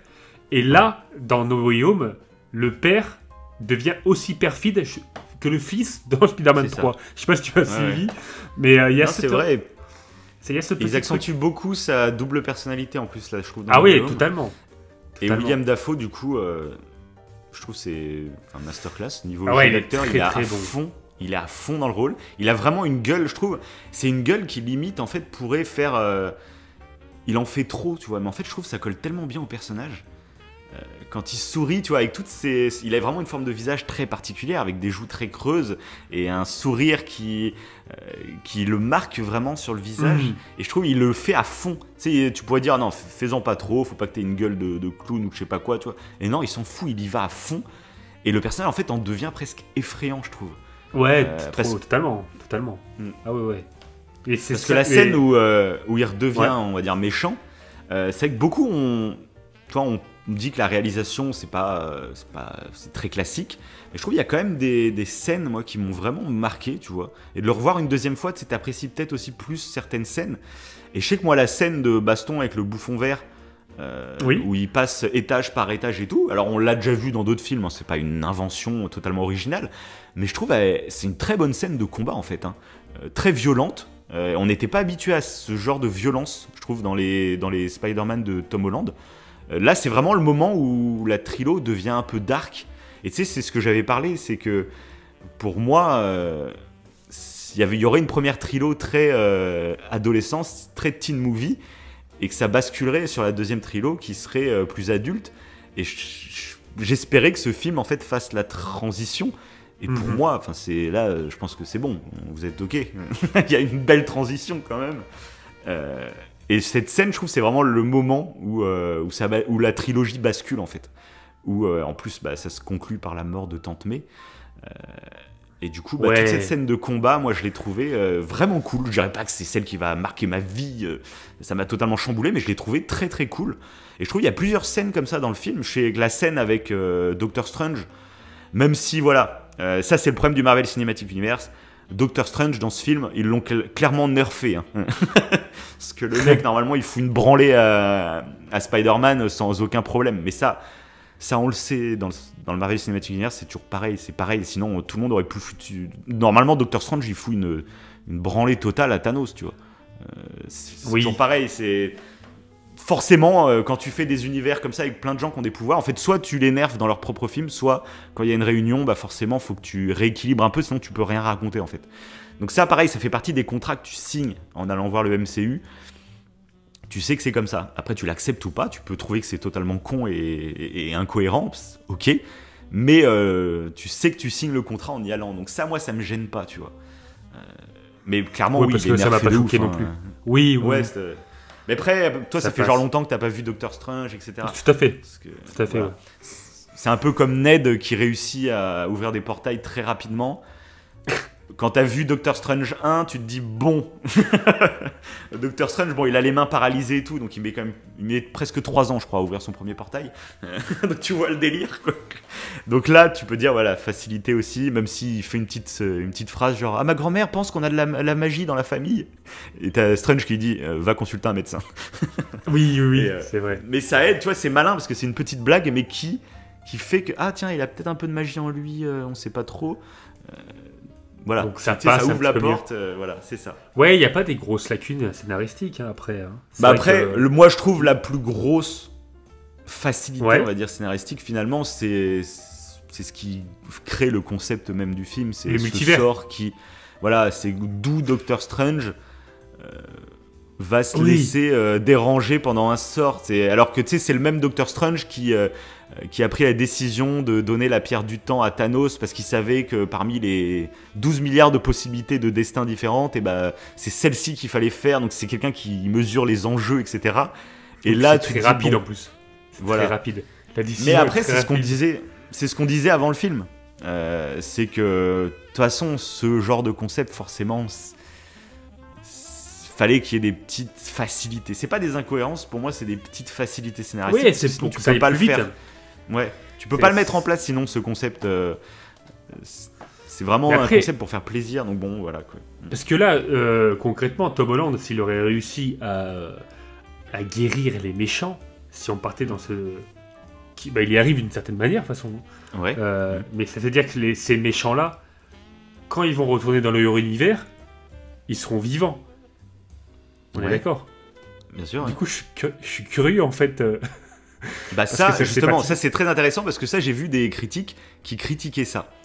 Qui disaient que, voilà, en parlant des faiblesses de scénario, c'était complètement débile parce que, genre, le bouffon vert, il va revenir gentil dans son truc, mais du coup, son fils va pas devenir méchant puisque, du coup, Peter Parker va pas tuer le bouffon vert. C'est un paradoxe, quoi. Comme plein d'autres. Non, mais ça, c'est ce que je te dis, c'est que c'est une série. C'est pas un film tout seul. Et si t'as regardé la série Loki, tu sais que c'est pas ça qui va se passer. Okay. Et tous ceux qui n'ont pas vu la série Loki ne comprennent pas. Non. Voilà, c'est ça. Et ça qui est intéressant. Je voulais savoir ce que t'en pensais. Voilà. Comme tu m'as dit ce que j'attendais, en gros, c'est que faut que tu regardes la série Loki. Voilà. Mais en plus, mais là totalement. C'est fait pour. Oui, c'est ça. c'est que et en plus c'est ce qui se passe à la fin de la série Loki où on voit que le multivers commence à prendre plein de directions différentes. En gros, pour pas spoiler Loki, mais en gros pour c'est des variants. Pour ceux qui ont cru que c'était une incohérence scénaristique, parce qu'il y en a plein. J'ai vu dans les retours, il y en a plein qui ont pas aimé le film parce qu'ils disent c'est totalement con. Soit ça annule les anciens films, donc il y en a qui avaient la hate parce qu'ils disaient donc en fait donc Spider-Man 1 de Sam Raimi il existe encore, mais les autres derrière n'existent pas. Du coup on les a radiés de non pas du tout en fait, pas du tout. C'est juste que oui. Quand les personnages gentils vont donc revenir dans leur monde, et ben ça sera pas vraiment leur monde, ça sera des variants. Comme on voit dans la série Loki, c'est bien on les mieux. Déplace. En fait, on crée un nouvel univers en fait. C'est ça exactement. Et du coup, moi j'ai trouvé ça super intéressant parce que du coup, quand tu réfléchis, tu te dis parce que tout le combat de Peter Parker, c'est vrai que si t'as pas cette notion, tu te dis c'est con. Tu les rends gentils, mais c'était juste avant leur mort. Donc soit ils vont effacer les anciens films pour les changer, soit ils vont mourir en arrivant. Ils sont morts gentils. Donc ils sont morts, mais avec des regrets, tu vois. En ayant confiance d'avoir été méchants, tu vois. Donc tu te dis, mais c'est complètement con. Alors que non, en fait, c'est tout simplement, ça va créer une autre ligne temporelle. Où là, ils auront. Donc là, oui, tu peux imaginer un William Dafoe gentil. Et du coup, ça change les deux premiers films de Sam Raimi. Ils existent ces films-là en fait. La question qui est très intéressante, c'est de se dire du coup les deux Spider-Man, eux où ils vont. Est-ce qu'ils deviennent des variants? Ça peut être très intéressant. Et de toute façon, pour juste comprendre ce système de variants, on le voit du coup dans Endgame, quand Loki récupère le Tesseract et se téléporte, il devient un variant. Mais le Loki principal reste et se fait tuer par Thanos dans le début de Infinity War.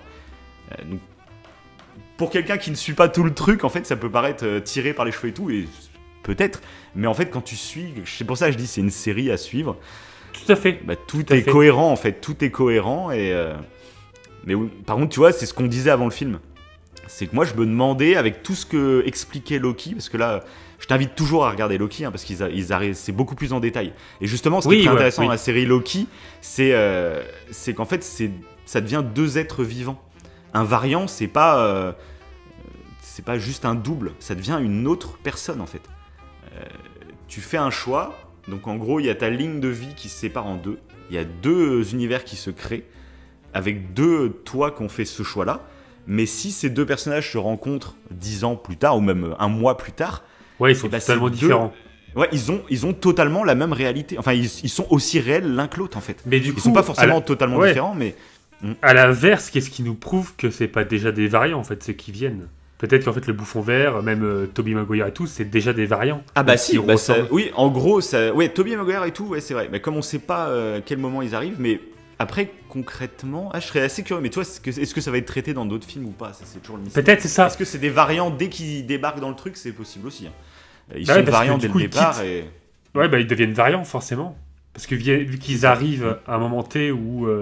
Oui, parce que de toute façon, il y a leur réalité des anciens films qui leur film. Continue. Donc ils meurent. Donc forcément, ils deviennent variants à partir du moment où... Non, mais c'est bien, j'aime bien l'idée. C'est comme Loki qui réussit à se téléporter et qui change d'univers et qui devient un variant. Ça. Donc c'est exactement ça en fait. Oui, c'est ça. Et du coup, voilà, c'est ce qu'on disait avant le film. Je t'avais dit que je me demandais... Alors Wanda, du coup, ça va être plus dans Doctor Strange 2, comme on le voit en scène post-crédit. Mais du coup, je t'avais dit, entre Wanda et Loki... Elle me semble tellement importante comme série. Je me disais comment en film de cinéma, si t'as pas vu les séries, est-ce qu'ils vont faire de la redite? Est-ce qu'ils vont réexpliquer des trucs pour que le grand public comprenne? Et là, on le voit avec Spider-Man No Way Home, pas du tout en fait. Parce que t'as même Doctor Strange le dit, on connaît rien sur le multiverse, tu vois. Donc j'ai pas les réponses à t'apporter, tu vois. On va tenter quelque chose, mais j'ai pas les réponses, tu vois. Et toi, tu les as les réponses si t'as regardé la série Loki. C'est ça qui est assez... c'est fou quand même. Mais du coup, c'est ce qui crée le fait que certains trouvent que c'est totalement débile scénaristiquement, parce qu'ils ont vu que le film. Et c'est totalement compréhensible, parce que le film t'offre pas les clés de compréhension. Donc ça résume, je trouve, c'est pour ça que ce film, je trouve, ça résume ce qu'est le Marvel Cinematic Universe. C'est pour ça qu'il y a des fans, c'est qu'une fois que tu rentres dans le délire, tu comprends mieux le truc, et du coup, toutes les critiques, tu dis, non, en fait, c'est que tu connais pas. Et tu sais, on en avait parlé dans Kaamelott. Quand tu tu te mets à kiffer un truc, et quand quelqu'un fait une critique, mais dans sa critique il se trompe, tu te dis, tu sais, t'as ce petit sentiment, pas de supériorité, mais de se dire, Bah non, mais c'est que tu connais pas exactement l'œuvre. Tu n'as pas tout compris. T'as pas tout compris en fait. Et ça te donne un peu un ego. Ouais, ça flatte un peu ton ego et du coup, ils sont malins. C'est pour ça qu'ils écrivent des trucs comme ça, je pense aussi. Hein, mais du coup, voilà. C'est bien, c'est intéressant parce qu'en fait, je me dis que ma première impression était peut-être un petit peu faussée sur le côté que je trouvais que certaines choses, je comprenais pas en fait pourquoi. J'aurais voulu savoir comment. En fait, tu m'as donné la réponse. Comment un être tel que le Bouffon Vert et Octopus ont pu être attirés dans leur univers alors qu'ils étaient morts. Mais en fait, non, ils étaient pas morts. Ils ont été attirés avant leur mort. Et du coup, c'était des variants parce que c'était du coup une nouvelle ligne temporelle. Et du coup, c'est intéressant parce qu'en fait, tu vois, même en ayant vu Loki, mais tu m'avais conseillé en plus de la regarder, hein, je pense que j'aurais peut-être encore plus kiffé. Tu comprends directement, on va dire, tu comprends beaucoup mieux. T'as pas des petits doutes sur mais là. C'est un peu facile. En fait, c'est facile parce que là, le film, il a pas le temps. Et du coup, il se sert de la série. Je t'ai expliqué le contexte dans la série. Maintenant, vas-y. Ce qui est très intéressant dans la série Loki, c'est vraiment ça. C'est que Loki rentre en contact avec des variants de lui-même. Et c'est très intéressant de voir que les variants sont aussi réels que lui-même. Parce que de toute façon, lui-même est un variant à la base dans la série Loki. Et les Loki ont une réelle. Et je trouvais que c'était très bien dans la série. C'est que, tu sais, nous qui aimons bien tous les sujets d'intelligence artificielle, de qu'est-ce que réellement la conscience, etc. La série Loki, je trouve, le traite d'une façon totalement différente grâce aux variants. Et apporte une humanité aux variants. Et même, tu peux avoir des sentiments pour un variant de toi-même, tu vois, par exemple. Amicaux ou amoureux ou n'importe, tu vois. Ouais. Et je trouve ça très intéressant. Parce que je me demande, et si moi je rencontrais un de mes variants, un variant il y a 3 mois, qu'est-ce que j'en penserais, comment on communiquerait, enfin tu vois, je trouve ça assez passionnant pour réfléchir en fait. Et donc voilà. Et donc là maintenant aussi, c'est à voir ce qui nous réserve pour la suite. Bah ouais. Parce que de toute façon, ils vont pas apporter. Oui, parce que du coup, il y a un variant Doctor Strange. Un variant Doctor Strange. Pourquoi ? Et ouais, qu'on voit en post-générique. Hein. Ah oui, dans la scène post-crédit. Donc oui, totalement. Donc on sait pas encore exactement son origine à ce Doctor Strange. Mais il ressemble beaucoup. Tu sais, je t'avais raconté un épisode de What If, c'est une série animée qui est sur Disney+, qui est sortie juste avant le film, où il y a ce fameux Doctor Strange d'un autre univers. Je vous laisserai découvrir l'épisode, mais en gros, pour corriger quelque chose, il devient ultra puissant, mais ultra maléfique. Et c'est vrai que le Doctor Strange méchant qu'on voit dans la scène post-crédit pourrait lui faire penser. Mais est-ce que c'est celui-là ? Je sais pas. Hein. Mais du coup, tu sais, je t'avais raconté l'épisode de What If. On va pas le spoiler pour ceux qui l'ont pas vu, parce qu'on n'est pas là pour ça. Mais je te l'avais raconté, donc tu voyais le truc un peu. Mais moi, je voulais parler... Donc avant de revenir un peu sur le film, j'aimerais bien qu'on continue un peu dans ce qui pourrait être la suite. Comme on a parlé un peu de la fin et que ça devient des variants, je trouve que c'est le bon moment pour parler de ce qu'on imagine un peu pour la suite. Et du coup, d'ailleurs, de la scène post-crédit, mais de Venom. Où là, moi, j'ai applaudi dans la salle. Ah ouais, mais ils ont été forts là aussi. Très très forts. Ils ont été très très très très forts. C'est super d'avoir parce que du coup... J'en avais parlé moi dans l'émission juste avant, que je disais que la scène post-crédit de Venom 2, on le voyait en fait grâce au sort de Doctor Strange, il débarquait dans le même univers que Tom Holland, et du coup on se disait ça y est, c'est le Venom de Tom Hardy qui allait se confronter contre Tom Holland. Mais je te disais, je sais pas comment, enfin j'étais d'un côté curieux de découvrir comment ils allaient faire, parce que du coup dans les films Venom, c'est pas un méchant Venom, c'est un anti-héros. J'aime pas du tout, moi, les anti-héros. Clairement, depuis Suicide Squad, je suis traumatisé par les anti-héros. Et du coup, j'étais curieux de voir comment ils allaient faire, mais je trouvais ça un peu dommage pour le personnage de Venom, qui est vraiment un personnage tellement charismatique. Toi, ta fille, elle est fan de Venom juste par son design, qu'elle trouve tellement badass, tu vois. Et je trouve qu'il y a tellement de potentiel avec ce mec. Pourquoi en faire un... Tom Hardy, franchement, j'aime beaucoup l'acteur, mais il passe pour un loser dans ses films, un bêta, c'est lourd. Ouais, puis c'est dans l'univers Spider-Man, t'as, je trouve, du moins dans la trilogie Sam Raimi, t'avais du coup le Bouffon Vert qui était vraiment le mec avec une double personnalité que je trouvais super intéressant, j'adore l'idée. T'avais du coup après Octopus qui était un peu schizophrène avec toutes ces voix qui lui parlent dans sa tête et tout.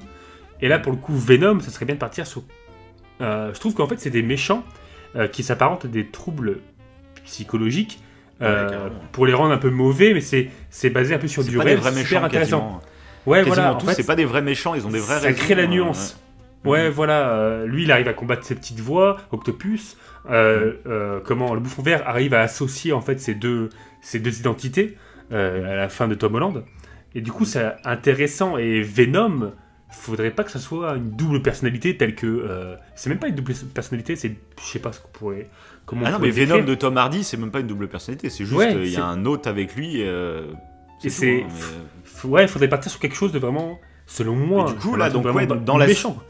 Ouais, dans la scène post-crédit, on voit que, donc, alors c'est V'là le troll, quoi. Parce que dans la fin de Venom 2, on pensait qu'il arrivait dans le MCU, et finalement, il repart aussi vite qu'il arrivait. Et du coup, il y a un petit bout de symbiote qui reste. Et là, tu te dis, en fait, le MCU va avoir son propre Venom. Et ben dans le public, c'était ouais. Oh, mais ils sont forts, ils sont forts. Ouais, mais c'est clair. En mur et tout. Et là, tu te dis, en fait, on va avoir 2 Venom. Et du coup, moi, ça m'a lancé pas mal de théories en tête. Parce que du coup, il y avait quand même eu pas mal de déclarations. Donc, est-ce que toutes ces déclarations étaient faites pour nous faire croire que Venom de Tom Hardy arrivait dans le MCU ou est-ce que c'était des vraies déclarations? Parce que ce qu'on sait, c'est qu'il y avait eu un gros problème entre Disney et Sony. Donc, tu sais, j'avais déjà expliqué les problèmes qu'il y a avec ce contrat de Spider-Man qui appartient à Sony, mais c'est cool qu'il soit dans le MCU, Spider-Man, parce que ça explose niveau popularité. Mais du coup, c'était très tendu entre les deux. Hein. C'est vraiment, là, il y a vraiment c'est des histoires de très gros sous. Hein. Spider-Man, on le voit, hein, c'est monumental comme licence. Hein. Donc, forcément, Sony, ils font gaffe à ce qu'ils en font. Et du coup, après Far From Home, donc le deuxième de Tom Holland, il y a eu un moment, je sais pas si tu t'en souviens, où il disait carrément Sony, c'est mort, on retire, on vous l'enlève, hein, Spider-Man, on le récupère pour chez nous. Et du coup, il y avait eu des discussions et finalement, ils avaient trouvé un accord pour tourner No Way Home. Et du coup, il y en avait beaucoup dans les théories qui disaient que, en fait, peut-être qu'ils ont signé, est-ce qu'on n'était pas au courant, c'était pas officiel qu'il y ait une autre trilo après de Tom Holland, hein, qui soit dans le MCU. Du coup, il y en a plein qui pensaient que No Way Home, comme tout le monde découvrait son identité à la fin de Far From Home, et le troisième film, ça serait le moment où ils ouvriraient le multivers et où Tom Holland, comme tout le monde le connaît dans cette dimension, il changerait de dimension pour aller en gros dans l'univers de Sony et il quitterait le MCU comme ça en fait. Il y en a plein qui pensaient que ça allait être ça.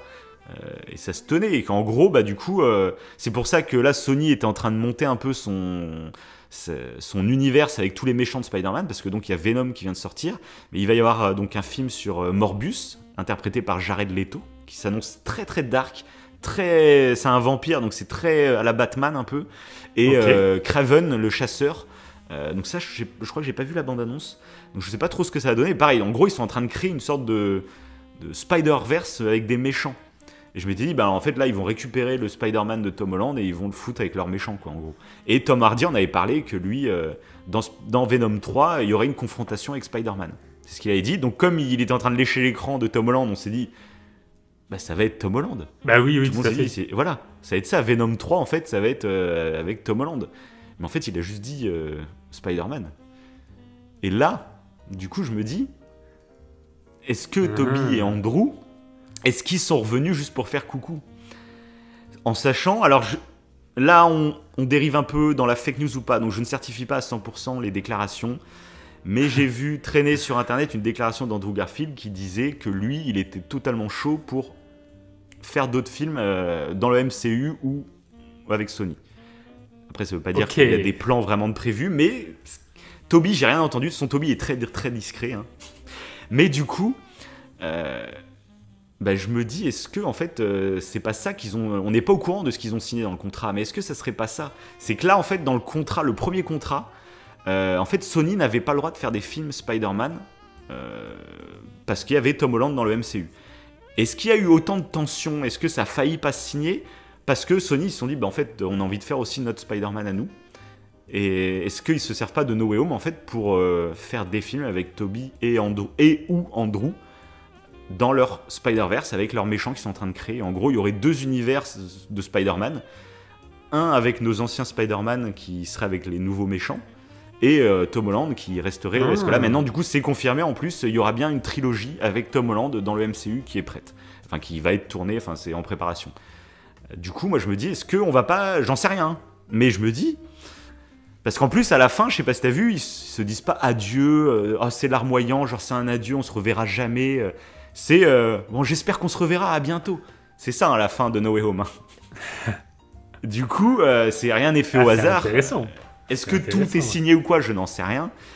Est-ce que c'était pas des conditions? Parce que justement, je vais te raconter un peu le documentaire que j'ai vu donc sur la chaîne de Paul, c'est une chaîne YouTube que je surkiffe, qui fait beaucoup de biographies sur des parties de carrière de certains artistes. Et il en a fait une sur Andrew Garfield, là, avec la sortie de No Way Home. Et j'ai adoré, ça dure 20 minutes, je vous conseille d'aller le voir. Ça participe au fait que je suis en train d'apprécier ce Andrew Garfield. Parce qu'en gros, tu sais, je t'en avais parlé qu'Andrew Garfield, du coup, on n'était vraiment pas sûr de le voir dans No Way Home parce que il avait un peu mal vécu la période Spider-Man. Et en plus, maintenant, il était très engagé humanitairement, écologiquement. Et du coup, il voulait maintenant faire des films un peu plus d'auteur, des films avec des messages. Il avait envie d'apporter quelque chose en fait à l'humanité via ses films. Il voyait vraiment, tu le vois en interview, il a l'air très engagé sur plein de domaines. Okay. Et du coup, et tu sentis qu'il avait mauvaise avec Spider-Man, donc tu disais bon, ça paraît bizarre qu'il revienne dans un Spider-Man. Et du coup, j'ai regardé le documentaire parce que finalement, j'en savais pas plus. J'ai juste eu des échos, tu vois, mais je m'intéressais pas à fond au sujet. Et là, avec le docu, en fait, c'est beaucoup plus clair. C'est déjà de voir qu'en fait, déjà, ce qui est assez touchant, c'est que c'est un gros fan de Spider-Man depuis qu'il est gamin. Donc, il y a les fameuses photos de lui quand il est enfant, à 5-6 ans, avec le déguisement de Spider-Man. C'est toujours touchant de voir que 15 ans après, il va vraiment l'incarner, tu vois, à la télé, enfin au cinéma. Ça a toujours un côté, voilà. Et alors, j'ai adoré, il y a eu l'annonce, en fait, à l'époque, à la Comic-Con. Donc, c'est un gros salon dédié aux comics, à l'univers des comics aux États-Unis. Et du coup, c'est là où souvent les grosses sociétés en profitent pour faire leurs annonces quand il y a des films sur les comics, quoi. Et du coup, là, il y avait... Alors, je sais pas si c'est le réalisateur, je sais pas si c'était Mark Webb ou un producteur ou quoi, qui venait de parler de The Amazing Spider-Man. Et il était un peu en conférence de presse avec plein de journalistes en face de lui. Et il commençait à parler. Et puis là, il y a un journaliste qui l'interrompt et qui fait « Ouais, j'aurais une petite question à vous poser. » Puis la caméra se tourne et on voit que c'est un vieux gars qui est déguisé, tu sais, avec un vieux déguisement de Spider-Man tout pourri, tu sais. Genre le truc que t'as acheté à la foire fouille, tu vois. Et du coup, tu vois que le mec, il fait pas tout de suite, les questions, ça sera tout à l'heure. Puis le mec un peu relou, tu sais, ça fait le gros fanboy, le relou qui fait « Ah mais si, j'aurais pas mal de questions à vous dire. » Et l'autre, il commence à moitié à s'énerver sur la scène. Puis d'un coup, le vieux Spider-Man, avec son vieux déguisement, il enlève le masque et c'est Andrew Garfield. Et là, Andrew Garfield, il a un petit texte dans la main et puis il fait bon voilà, c'était une petite blague pour vous annoncer mon arrivée, tu vois. Et c'est juste pour vous dire, il fait tout un discours très émouvant sur le fait que c'est son super-héros de son enfance, qui disait que quand il était plus jeune, c'était un petit maigrelet qui se reconnaissait vraiment dans Peter Parker parce que c'était un peu le petit mec tout maigre. Qui se faisait un peu bolos à l'école. Il disait Spider-Man, je l'aimais parce que déjà avec Tobey Maguire forcément, voilà. Mais en plus c'est un des super-héros qui est pas musclé. Tu vois, on le voit en plus avec les Thor, avec les Captain America, c'est des mecs ultra sportifs ou truc. Alors que Spider-Man, comme il est plus beaucoup sur l'agilité, il est tout le temps bon, on le voit qu'ils sont quand même musclés les gars, mais les tenues jouent vraiment sur le côté très fin du gars. Et il dit que ça l'avait vraiment touché. Et il disait que là, pour lui, c'était un honneur de dingue d'interpréter Spider-Man et qu'il allait essayer d'apporter sa patte et tout. Et c'est pour ça, tu le verras, je pense, dans The Amazing Spider-Man 2. Il y a une touche, comme je te disais, avec le petit enfant qu'on voit à la fin de The Amazing Spider-Man 2. Mais même dans le film, tu verras comment il s'adresse aux gens, il parle aux gamins et tout. Tu sens que voilà, c'est un truc qui compte. Ouais, là, c'est intéressant. Ouais. C'est pas pour rien, quoi. C'est un peu une image de lui-même quand il était petit. Ouais, quoi. C'est ça. Et du coup, ça devient touchant. Parce que tu dis, il est tellement fier de pouvoir transmettre ça aux plus jeunes aussi. Mais il devait être trop content de voir Tobey Maguire. Ça devait être énorme. Il devait être... de voir Tobey Maguire, il devait être aux anges, Andrew Garfield. Quand ça? Pendant le film, pendant Spider-Man No Way Home. Oui, bon, je pense qu'il s'était peut-être vu avant, j'imagine. Enfin, je pense aussi. Mais de pouvoir jouer avec lui et tout, ça devait être énorme. En plus, ce qui s'est passé du coup après, c'est qu'il a tourné dans les The Amazing Spider-Man. Et un peu comme je te disais avec Donald Renew, déjà lui, Andrew Garfield, il était très impliqué dans le tournage de The Amazing Spider-Man. Mais il il a été, pour le moment, il faisait que des pièces de théâtre et des petits films d'auteur, etc. Et quand on lui a demandé Spider-Man, bah, il s'était dit putain, je vais participer autant que dans les films que je fais, tu vois. Bon, il avait déjà fait quelques gros films, mais c'était plus, je crois, c'est genre Coppola, trucs comme ça. C'est des films un peu plus d'auteur. C'est des grands réalisateurs, mais ils sont un peu plus élitistes, on va dire, quand même, comme film. Et là, il arrivait dans Spider-Man, il s'était dit, lui, il arrivait dans Spider-Man, il se disait, bon, bah, on va faire un truc de fou, quoi. Sauf que bah, il s'est confronté, il a dit, ah bah, je suis arrivé, le scénario était pas encore terminé, mais il y avait déjà la date de sortie de prévue. Il fait, j'arrive dans un autre monde, en fait. Il fait, là, j'arrive dans le monde des blockbusters.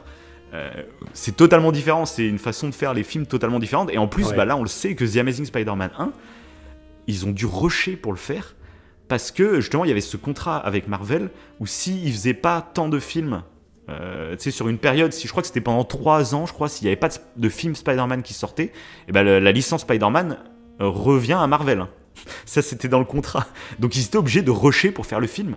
En plus, après l'abandon, c'est de la trilo de Sam Raimi, que c'était un peu le bordel et tout. Il fallait un reboot en plus. Et c'est pour ça que The Amazing Spider-Man 1, je pense qu'il est peut-être maladroit à cause de ça, parce que bah, il a été rushé, quoi. Et ils ont fait les trucs, donc voilà. Bref. Et du coup, il a été très déçu, globalement, de son expérience, parce qu'il s'est dit, bon, en fait, je suis plus un mannequin, un pantin qui fait des trucs qu'autre chose.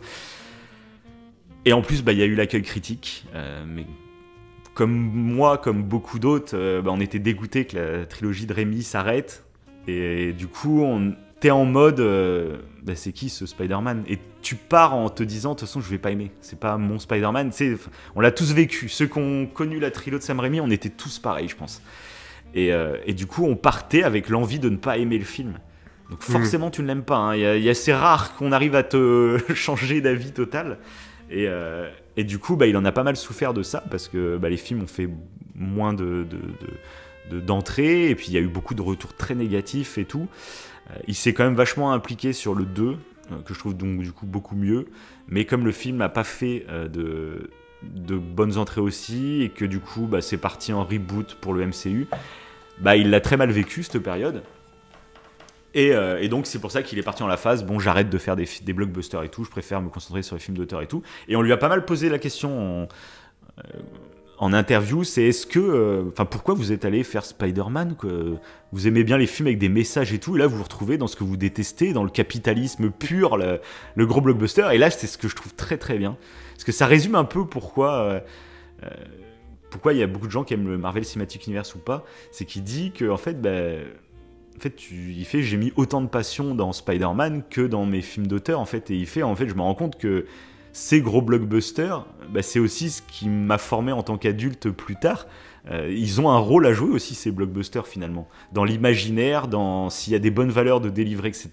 Ça se trouve, ils auront même plus d'importance dans la vie de quelqu'un qu'un film d'auteur un peu de niche qui va être très virulent ou qui aura un message très prononcé, tu vois.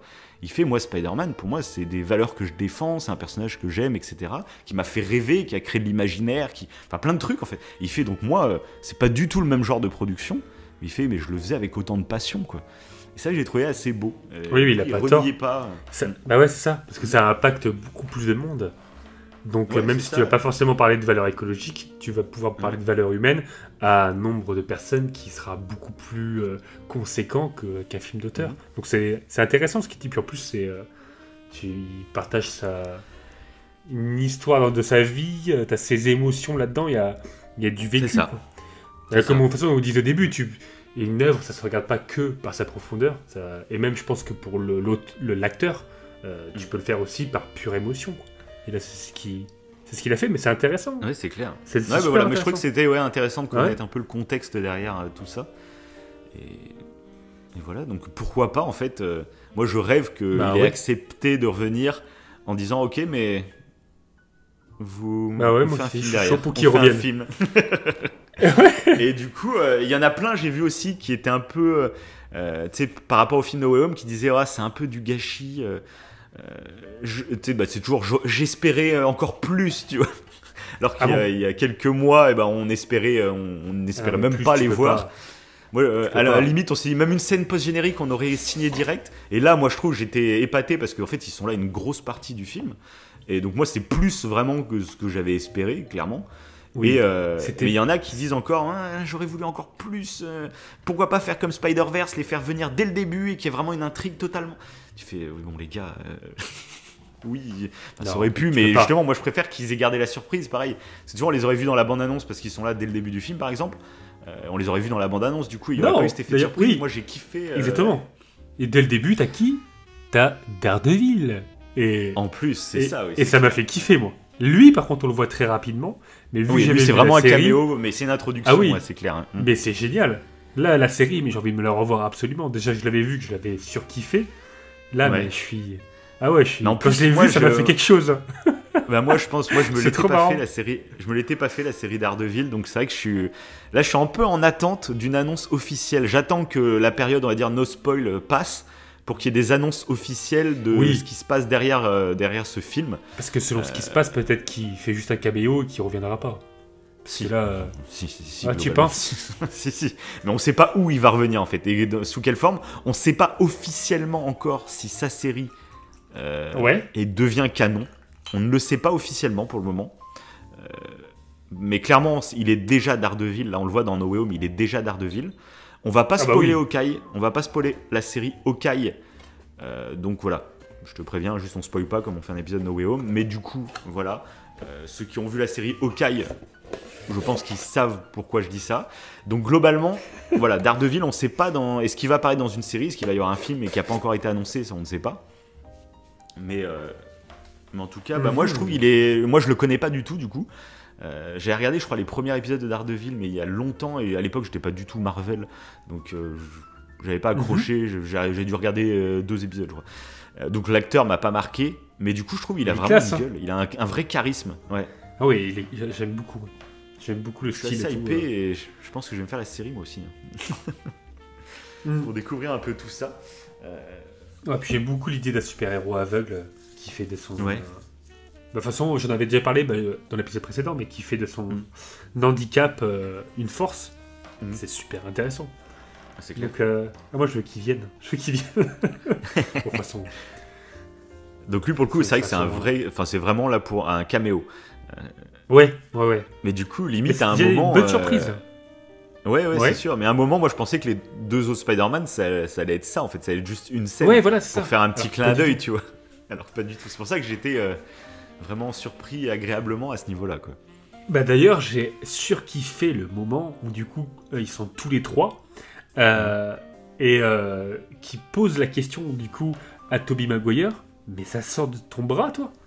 Comment ça se fait? Comment tu fais tout le jeu humoristique autour de ça? Mais j'ai surkiffé. Je trouve ça génial. Mais moi je trouve qu'il y avait vraiment des blagues. Moi en plus là dans la salle, comme je te disais, ça faisait vraiment one man show. Quand je te disais que comme s'il y avait des acteurs sur scène en train de faire un one man show, là c'était moi limite, ça riait à chaque blague. Et c'est vrai que toute leur discussion, j'ai trouvé ça tout très cool en fait. Tout est bien passé. Puis en même temps il donnait beaucoup d'infos. Tu comprends que Tobey Maguire il est toujours en couple avec MJ. Donc la MJ qu'il a connue, nous on a connu, donc c'est assez cool. Donc Andrew, comme on disait, on sait qu'il a eu un passé, du coup il a une période un peu dark. Donc ça il aussi, est toujours tout seul cool. Du coup. Juste ils n'ont pas osé s'avancer sur les méchants. Parce qu'ils ont parlé que des méchants de Tom Holland. On a vu dans les films. Ouais voilà, oui. Non, ils ont parlé, ils ont parlé de Venom. Tobey Maguire a parlé de Venom. Il a parlé donc de L'homme sable de Harry Osborn. Je parle des méchants qu'on voit pas dans le film. Ils ont parlé de leurs méchants. Ouais, c'est ça. Parce que du coup, Andrew Garfield, il parle que de Rhino qu'on voit à la fin de The Amazing Spider-Man. Ah, c'est vrai. Ok, ouais. Voilà. Il parle pas, par exemple, il parle pas du bouffon vert qu'on voit dans The Amazing Spider-Man 2 aussi. Il en parle pas pour le coup. Mais du coup, il parle pas d'autres méchants, tu vois. Tu dis, genre, Tobey Maguire, comme il est beaucoup plus vieux, il a dû en rencontrer beaucoup d'autres, tu vois. Même Andrew Garfield, du coup, il a dû en rencontrer quand même quelques-uns. Oui, il parle pas ça, du ils faucon, en parlent pas, mais de quoi? Si, il parle du faucon. Andrew Garfield. Je sais pas. Non, mais justement. Non.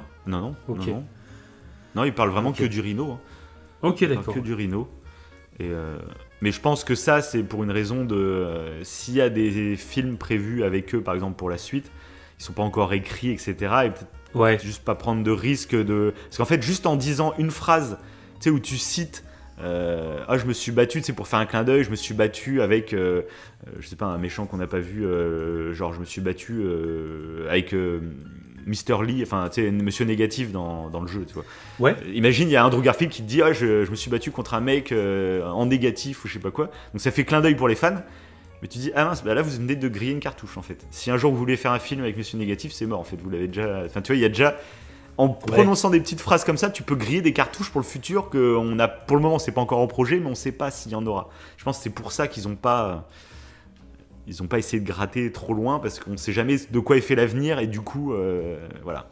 Mais du coup, moi je trouve que c'est plutôt bon signe, justement. Ça switch assez vite après parce que justement, Tom Holland il parle de. Ah, moi j'ai combattu 2 extraterrestres. Oui, c'est ça. Je me mettais en l'espace. Ils sont choqués. Ouais, c'est ça. J'ai kiffé la blague quand il fait. Mais les gars, moi je me suis battu avec les Avengers. Et puis t'as Tobey Maguire qui fait les Avengers. Mais c'est génial. C'est qui Je passe tellement bien cette blague. Ouais. Là, il y a vraiment, je trouve, l'humour et parce que ça respecte les personnages, t'en apprends et en même temps, surtout les blagues marchent pour la plupart. Ouais, ça marchait bien. Quoi. Ça marchait bien. Ouais. Alors je sais pas s'il y avait que l'euphorie, mais non, parce que quand je suis allé le revoir une deuxième fois, ça marchait bien. Donc. Non, mais moi, ça me donne envie de le revoir là. Tu vois, c'est marrant. Ouais, bah tu le vois différemment ouais, c'est clair. Je pense même sans l'engouement, sans toute la. C'est différent. L'euphorie du public. Moi, je l'aurais vu la première fois ouais. dans la salle que je l'ai vu la deuxième fois. C'est pas pareil, tu vois, t'as quand même un truc en moins. Et c'est sûr. Et pareil aussi, tu vois, un truc qui doit être très compliqué dans l'écriture. Toi, à mon deuxième visionnage, j'ai senti un petit temps mort. Tu sais, quand il arrive avec Norman gentil, et il arrive dans la salle où tous les autres méchants sont enfermés. Et que là, il y a la discussion sur ah non, mais t'es mort il y a quelques années. Ah, mais toi, est-ce que t'es mort? Il y a toute une discussion là-dessus qui dure je sais pas, 3 ou 4 minutes, tu vois, c'est pas très long. Mais du coup, en fait, la première fois que je l'ai vu, bah, je l'ai kiffé parce que on m'expliquait qu'est-ce qui s'était passé pour que ça soit cohérent dans l'univers. Donc j'ai kiffé. Sauf qu'au deuxième visionnage, bah, comme je savais que c'était cohérent, j'avais plus besoin qu'on me le raconte. Et du coup, ça fait un peu temps mort, où ils sont juste en train de discuter. Et ça, je dis, putain, c'est tellement compliqué en fait d'écrire un scénario. Parce que tu dois expliquer les choses. S'ils n'avaient pas fait cette scène pour expliquer le contexte, eh ben, on aurait gueulé sur c'est trop facile, d'où ils arrivent comme ça alors qu'ils sont censés être morts ou je sais pas quoi. Tu vois, ils t'expliquent pas les règles du jeu, donc voilà. Et là, ils te les expliquent. Qui n'ont peut-être pas vu du coup la série Loki sur le multivers, sur machin, et ça pose déjà problème. On le voit, donc ouais, c'est pas facile. Après, c'est le jeu de cette grosse série. Que, au deuxième visionnage, en plus, comme je savais que juste après c'était la scène. La scène de baston dans l'appartement et tout, bah, j'avais envie d'y revenir. T'étais en attente, quoi. Ouais, c'est ça, donc j'étais bon, les gars. Par contre, un truc tout bête, justement, à cette scène de baston, donc il y a la mort de Tante May. Et ça, pour le coup. Surprenant. Bah, à mon premier visionnage, je l'ai pas vécu avec émotion. Bizarrement. Pourquoi ? Ouais. Parce qu'en fait, j'étais tellement euphorique de me dire, bon, là, on va bientôt voir Toby et Andrew, que je pouvais pas être triste. La salle était dans une super bonne ambiance. Dès qu'un méchant apparaissait, ça gueulait comme je sais pas quoi. Quand le bouffon vert, ouais. Quand Octopus est arrivé, déjà comme on l'a vu dans les bandes annonces, il y a eu des petits applaudissements, mais c'était assez tranquille. Par contre, quand le bouffon vert a débarqué, là, c'était le premier moment où ça a vraiment gueulé comme je sais pas quoi. Bon, ça a gueulé aussi pour Daredevil, du coup. Daredevil, tout le monde a reconnu, alors qu'au deuxième visionnage, il y avait quasiment aucun bruit dans la salle. Il y en a qui n'ont pas reconnu Daredevil, tu vois. Comme je peux te dire, entre des fans et des gens qui connaissent juste Spider-Man, Daredevil, je pense qu'il y en a plein dans le deuxième visionnage qui savaient pas qui c'était. Alors que la première fois, ça a gueulé déjà pour Daredevil, tu vois. Et ça a gueulé du coup à fond pour le bouffon vert. Après, les autres méchants, encore moins. Pour l'homme sable et Electro, un peu moins. Ok. Mais bouffon vert, ça a vraiment gueulé comme je sais pas quoi. Et plutôt qu'il fait tout, là. C'est vraiment le pire méchant là dans ce film. Ouais, c'est clair. Énorme. C'est lui qui retourne tous les méchants contre Tom Holland. Il est tellement, comme on a dit, il est tellement bien interprété en plus pour Willem Dafoe que voilà. Et du coup, c'est lui qui tue Tante May. C'est ça. Mais au début, tu comprends pas qu'elle a. En fait, elle va bien. Donc au début, moi, j'ai eu un effet ascenseur émotionnel un petit peu, ouais. Ouais, parce que moi je t'ai dit, au premier visionnage, en fait, j'étais tellement dans l'euphorie. Que j'ai mal vécu la scène et justement c'était mon petit point négatif du premier visionnage. Mais tu soupçonnes pas qu'elle est morte, qu'elle est morte en plus au début. Ouais, c'est ça. Enfin, attends, je te dis comment j'ai ressenti le truc. Vas-y. C'est que le premier visionnage, donc j'étais tellement dans une good vibe, j'avais tellement envie de kiffer un spectacle que j'ai pas bien vécu la mort de Tante May, ça m'a vraiment pas touché. Et du coup, il rigolait. Non, mais comme je savais que, enfin, je pressentais que Toby et Andrew allaient arriver un peu après. J'avais pas envie d'être triste à ce moment-là, donc je suis pas rentré dans le truc. Et pour le coup, ça, je t'ai dit au deuxième visionnage, il n'y avait pas l'ambiance dans la salle, mais du coup, j'ai beaucoup plus vécu certaines scènes. J'ai d'ailleurs beaucoup plus apprécié les musiques, que je trouve très bien, pour un Marvel. Okay. Clairement, il y a plusieurs musiques. Par exemple, quand il y a la scène avec Doctor Strange, la baston, c'est une putain de chorale, j'ai adoré. Quand il se bat à la fin contre Bouffon Vert, là où il est ultra violent, là, Tom Holland, la musique, elle est excellente. Il y a les thèmes forcément de Sam Raimi et de la trio de Sam Raimi et tout, que bon, ça m'a foutu des frissons. Donc, niveau musique, je trouve, c'est très très bien, je trouve, dans ce Spider-Man. C'est pas non plus, c'est pas la hauteur d'un Star Wars ou je sais pas quoi, mais c'est très très bien. Et du coup, la scène de Tante May, au deuxième visionnage, et là ça m'a touché. Et justement j'ai trouvé, comme tu dis, là je savais qu'elle allait mourir du coup, donc j'ai pas eu cette sensation d'ascenseur émotionnel, je savais qu'elle allait mourir, mais du coup j'ai trouvé ça tellement bien, parce que pour le coup je trouve que c'est une mort très originale, et pourtant ultra réaliste, parce que... Ouais, totalement. Il y a beaucoup d'accidents, par exemple un accident de voiture, truc comme ça, où il y a des gens en fait ils se rendent pas compte tout de suite que par exemple ils ont un os pété ou je sais pas quoi. T'as les nerfs qui agissent, t'as l'endorphine et tout qui calme la douleur, ton cerveau, tu sais, il anesthésie même ton bras entier. Hein. Et des fois, il y a des mecs qui se relèvent. Moi, je sais que j'ai déjà eu affaire à un monsieur qui avait eu un accident de moto. Et il a pu marcher quelques mètres. Et même les médecins, ils se disent, bon, on sait même pas comment vous avez marché, parce que les jambes, elles étaient fracasses, tu vois. Mais il a réussi à marcher pour s'écarter de la route et tout. Ils savent pas comment il a fait. Et du coup, je trouve cette mort, c'est ça en fait. Elle s'est fait planter par le je sais pas comment on appelle ça, le planeur du Bouffon Vert. Et en fait, sur le coup, je sais pas si elle capte pas. Je crois qu'elle capte pas. Hein. Je sais pas comment tu je pense pas non plus. Ouais, je pense qu'elle capte pas. Et que du coup, personne ne capte. Ouais, et c'est juste. Du coup, moi, ça m'a vraiment touché au deuxième visionnage quand c'est Peter qui, tu sais, d'un coup, elle tombe, puis lui fait mais qu'est-ce qu'il y a Qu'est-ce qui se passe? Pourquoi tu sais, il est tout paniqué. Et il sait pas, qu'est-ce que t'as? Pourtant t'as l'air d'aller bien, pourquoi t'es... Puis elle a dit, tu sais, non mais c'est rien, juste que je me repose un peu. Puis là il met sa main derrière son dos, il la ressort remplie de sang, et elle capte pas, et lui il le voit, et puis d'un coup en fait tu vois qu'il se tourne, il fait « Appelez une ambulance !» Tu vois, il gueule d'un coup avec une... Enfin je trouve qu'il joue très bien cette scène. Et il fait appeler une ambulance, mais en même temps il essaye de rassurer sa tante, c'est pour pas qu'elle panique ou quoi. Et en fait la scène, au deuxième visionnage pour le coup, là où tu vois la hype du coup est redescendue, je savais qu'ils arrivaient mais du coup j'attendais plus de la même façon, tu vois. Et là je l'ai vraiment vécu la scène émotionnellement. Et du coup je trouve que c'est une très très belle conclusion pour ce personnage. Ok. Ouais, parce que moi pour le coup ça m'a surpris plus qu'ému. Ouais. Dans le sens où j'ai vu qu'elle s'est pris quelque chose, elle s'est relevée, je fais bon, ils vont pas oser la tuer. Je me suis dit ça. Ils vont pas oser faire un truc dramatique. On est dans le mood un peu euphorique, un peu cool. Elle va pas mourir. Et là, d'un coup, elle s'allonge. Je fais non. Elle va mourir. Et j'y croyais pas. En fait, je pensais pas qu'elle allait mourir. Alors que si, autant qu'elle qui réalise pas, moi, j'ai pas réalisé. Et du coup, ça m'a surpris. Il y a eu ce côté, non, elle meurt pas. En fait, si elle meurt, et j'ai fait, mais non, mais c'est fou. Parce que ça change toute la donne. Et ça correspond un peu à ce qu'on pensait. C'est que, du coup, là, il y a une partie un peu obscure de Tom Holland et ça rend le film moins teen movie, entre guillemets. Oui, il y a la bascule à ce moment-là. Il va vouloir se venger, quoi. Il va vouloir se venger, c'est pas possible.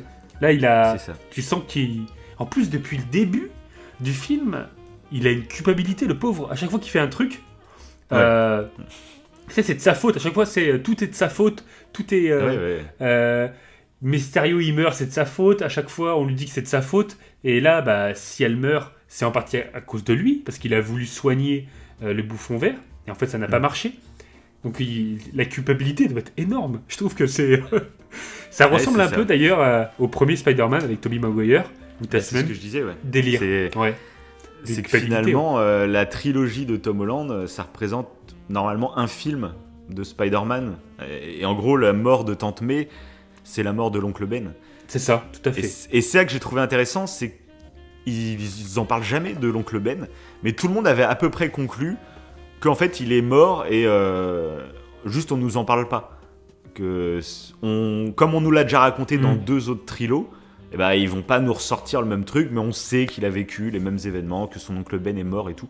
Alors qu'en fait, ils le disent à aucun moment, et en fait, non, il n'y avait pas d'oncle Ben dans son univers, en fait, tout simplement. C'est ça, Tante May, c'était juste une tante célibataire, en fait. Elle n'avait pas d'oncle Ben, cette tante May. C'est ça que j'ai trouvé très très cool, du coup, en fait. Et je m'en suis rendu compte grâce à No Way Home, parce que pour moi, c'était acquis qu'il y avait eu un oncle Ben, mais qu'on nous le raconte pas. Et d'ailleurs, tu sais, je me rappelle, quand j'avais vu Homecoming, je te l'avais dit. Je fais, mais c'est totalement con. L'oncle Ben, c'est justement ce qui fait qu'il devient Spider-Man réellement, parce qu'avant, il n'a pas conscience de la fameuse phrase que ses pouvoirs, ça implique de grandes responsabilités. Il n'en a pas conscience. Là on l'a entendu. Celle qui le dit. Comme dans tous les Spider-Man, hein, forcément. C'est devenu tellement culte comme phrase que maintenant, quand tu l'entends, oui, mais c'est Spider-Man. C'est la phrase de Spider-Man, donc forcément. Et du coup, on a pris pour acquis que son oncle Ben était mort. Alors qu'en fait, il a juste pas existé dans son univers. Et ça, j'ai trouvé ça trop bien. Et je fais encore une fois, tu vois, c'est ça le MCU, c'est que tu peux pas juger un film tout seul. Parce que j'avais tiré plein de conclusions en ayant vu que Homecoming. Mais en fait, toutes les conclusions que j'avais tirées étaient totalement connes et fausses, basées sur ce que je savais du personnage. Mais c'est ça, on te raconte une autre histoire, les gars. On te raconte une autre histoire. Et